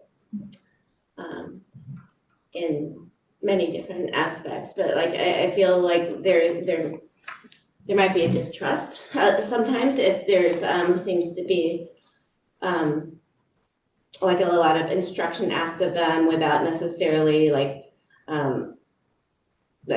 let's do all this data, but what are we doing with the data? And they're not seeing what is being done with what's asked of them. And then, you know, just in terms of feeling like the profession is respected. I'm hearing a lot often that like, oh, we don't feel like we're trusted because we're managed in this way or that way. So just respecting that profession, you know, and knowing that we're all here for the students, you know, like we know how much teachers put in, and to also like honor and respect that in them. I think that's really and I feel that we have high quality staff and teachers. When we have seen, I haven't seen this year's the numbers, but we have seen in other years where we are as a district comparison, like what we can give to our staff and teachers. It should be coveted position, it should be something that people want to be. So I think we should be able to choose for the best of the best, and that's what we have as teachers, as staff, people. I feel comfortable that we have very good people and that we should get the best of the best. But our numbers are going the wrong direction. So like, that's the problem, right? Like, we love the people, we wanna support and grow, but like, there's probably some hard conversations because we're gonna need some change because our numbers are going the wrong way. Yeah. I feel like there's also like a culture of compliance. No, like academic yeah. data. Oh, your student achievement. Student Yes, achievement student numbers, achievement. not for, like, for the groups that we're targeting, like Yeah. specifically for the groups that we're targeting. It's like, there's one school where they put in tons of intervention and like the white kids, their scores went up by 33% and the Hispanic kids, they went down further. It's like, what are we doing, you know? So we have to like pivot and reframe and think, and it's like, you know, we have some changes to make, right? Yeah, and I was saying like, there's kind of a culture of compliance or not really speaking up, because that isn't always valued in teachers, and I feel like we really need to respect them as the ones that know the students the best, right? For them to say, wait, this might not be working for my, for my students specifically. I want that voice to be honored. And yeah, I mean, I think it's just a matter of like trust, right? Just from top-down trust and building that leadership that inspires, that will inspire everybody to. Or conversely, if we have to adopt a new curriculum and someone doesn't wanna go with it because they've taught the other thing for a long time and they don't wanna do it, like, we have to like bring them along and be like, yeah, these are all the right reasons, right? Remember, because they have the heart, they have they have the will, they want what's right for their students, but we're gonna have to like prove it to them a bit, right? Really robust training and onboarding. Well, with human nature, change is hard, right? So you'll push back just because, not everyone, but most people just push back on change, period, right? So working for that buy-in too, you know. Good. Sounds like a really fun job. It is, we loved it. Yep, Honestly, yeah. Best job in the world. We loved it. We loved it. We really, really loved it. I think a piece I was thinking about when Bridget was talking about the like instructional, like helping support principal structures. I think that's a thing that is we're starting that, right? So like it's maybe started. Yeah. And so I was thinking about another piece I think is started, but is tricky. And I think one of the places we're finding it tricky is with staff or not staff, but like teacher staff, like staff on the more at the school sites, is this continuous improvement and feedback, right? And so we, for a few years at the board, have been talking about that, and like, right, we try to model, like, right, we do governance training to help us learn how to, right, like I did, like all of us at every level in education, like it doesn't mean you're bad, like we all can get better, whatever it is we're doing in our lives, right? And so that idea that this is not, and maybe that's where some of that, like, not respect, I don't know, right, but I think that's a tricky space too, that I think we have, like, I think we started it, but we've got to figure that out, that like, and maybe not every single person, but when I say everyone, like generally the majority of people, how do we help everybody? Like continuous improvement and feedback is actually a blessing and a beautiful thing, and it doesn't mean you're bad at your job or you're a bad person, right? But like helping everyone at literally every level, right? Like, It's so funny you say that. and so I say that's the thing that I think. Yeah. And I think as we can get better at that, I think that's what's really gonna help move the needle. And in a specific thing related to this is, I think bias is one of the most important things. Like if every adult who works with every kid, any kids at our schools was individually working on their biases, I think that would be huge, right? And some are doing that, and I'm talking about like every adult, right? Like even like the parent volunteers, I mean, like you've gotta have everyone on board. Yeah. So that's kind of Very connected, painful but a person. specific piece of feedback, right? Like that's just one area is this bias work, but then there's lots of There's instances. Yes, we have been having it started from the higher level, now it's going down, hopefully we'll get to everybody in our district, but the superintendent and the cabinet and everybody has been having a very intense, even one-on-one meetings for anti-bias anti-bias training. Yeah. So if we have somebody who already have a background of anti-bias training, that would be Okay. great. Add something as a characteristic, maybe. Yeah. Yeah. Yeah, good. That's it. Not just anti-bias, but anti-racist. Yeah. Just a little Yeah. more. Yeah. Yeah. No Kendi work, huh? I like the new term, anti-racism. Yeah. Thank you. All righty, great list, you guys. You had a great start. So here's what we will do. We will put all this together, give us a few days for us to sit down and collaborate. We'll work with Mike to identify the groups and Jesus as well. And then we'll get some information back out to you as soon as we can to say, okay, here's what we think we heard. Trust us as the search firm to make it happen. And then we'll have a chance for you guys to give feedback as well along the way. But I think we did some good work in terms of getting a calendar or a timeline in line.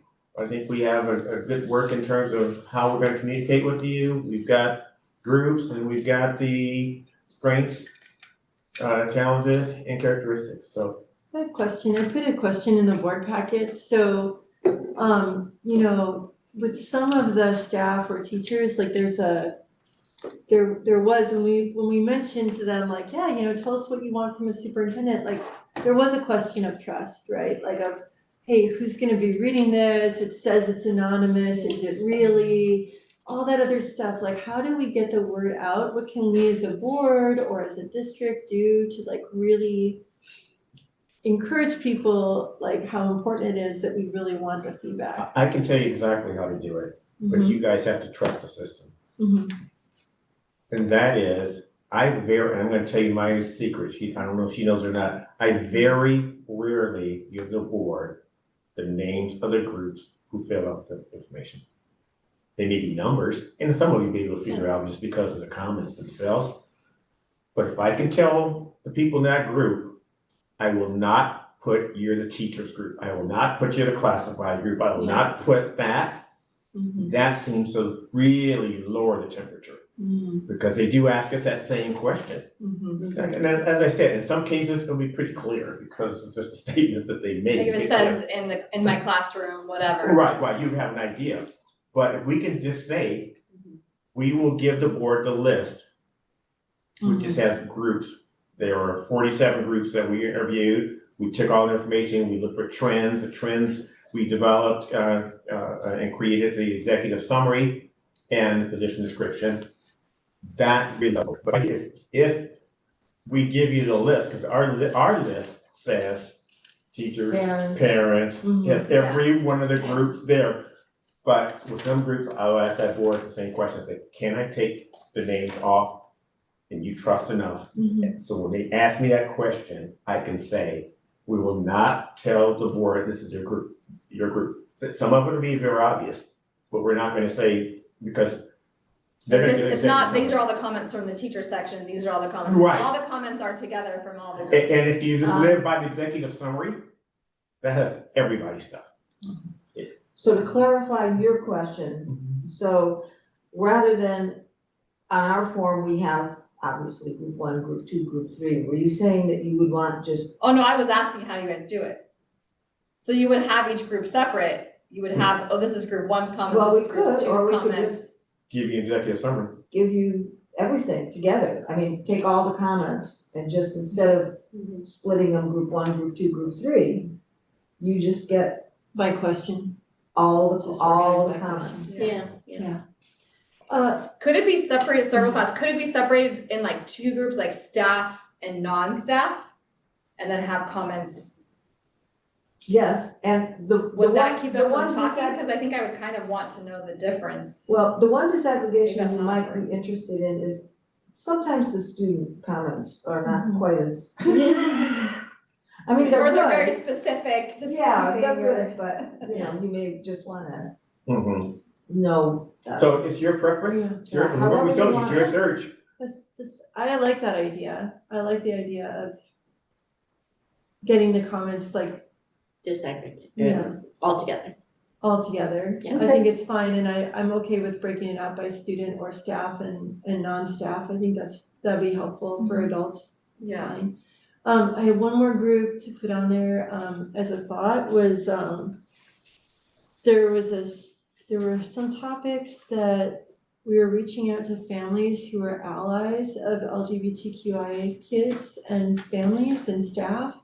And so, just the idea, like, just see, I think, Mike had some contacts for that, or the Okay. district had some contacts that they were reaching out, like for our facilities plan and for something else, like they were reaching out to a group of parents of kids of all ages, and then they were very adamant, they didn't want anything recorded, they wanted to be as anonymous as possible, and they just wanted to be characterized as allies. Okay. So We'll talk to Mike about contacting them. Yeah. We'll be able to. I have one more related going back to the groups too. I have one other, I was looking at my notes from last week. Could we do, so I had written, besides, like I mentioned, like, those groups of parents who are, specific groups, but could we within staff also do that, right? So like, and maybe it's just, I hate using the word minority, not the best term, but like the majority of our teachers are white, and like sometimes I think that they can dominate, right? So I almost would love to, like, for those who want to, have a space that is not necessarily dominated by white people to share their concerns. Is that making sense what I'm saying? That would be a difficult affinity group, and I don't know what kind of backlash you guys would get. You could get it back on. And that's why I'm concerned, because I'm like, this actually would be really helpful, but I don't know how you call it. I think you would get backlash. But what's I understand. Yeah, what I'm concerned about though is like in most of those things, because white, it's not a huge, like 90%, but like white is the majority at all of our levels of staff. And I think often those who are not white sometimes don't speak up as much because white sometimes dominates. If I'm being totally honest, like, right? And so that's what I'm anonymous concerned. survey, because that's gonna happen with the community too. Yeah, and so I guess they can answer in surveys, but I'm just thinking about like in these forums, right, we are probably gonna get a majority of white people's comments. Yeah, I wouldn't doubt that, and you're gonna get, in many cases, the people who always participate in these types of things are going to be the ones who are gonna show up for the forums. And really like lean into the surveys though, that But survey. the surveys are pretty good at ferreting out those other folks. And they will do that, 'cause they know that is anonymous, and it is. We ask them to put categories in terms of teachers, parents, do whatever the case may be. You don't necessarily even have to. can people, like, if they meet with you, can they also follow up with like additional information if they wanted to, or they just fill out the survey, or? They can do all of that, yeah. Yeah, all that, because sometimes they'll say, hey, Can I call you? can I call you offline, like that, three things, and say, and so on, so that does happen. In those meetings, do you give your email I do our address card. and give our say, cards hey, out, if you yeah. have any follow-up in the next few days, Yeah. please reach out? Yeah, because I think our information will also be on the website. Yeah, it should be, and that's the other thing, so. Yeah. Is there a webmaster in the district? He's right there. Okay, so our administrative assistant is gonna be working with them, because they're gonna need to, set up a superintendent search banner on the website and put the Somebody's information. already done. Look at you, Right, look at you. all right. Okay, good. Sounds good. Okay. Yeah. So again, we will be in constant communication with you.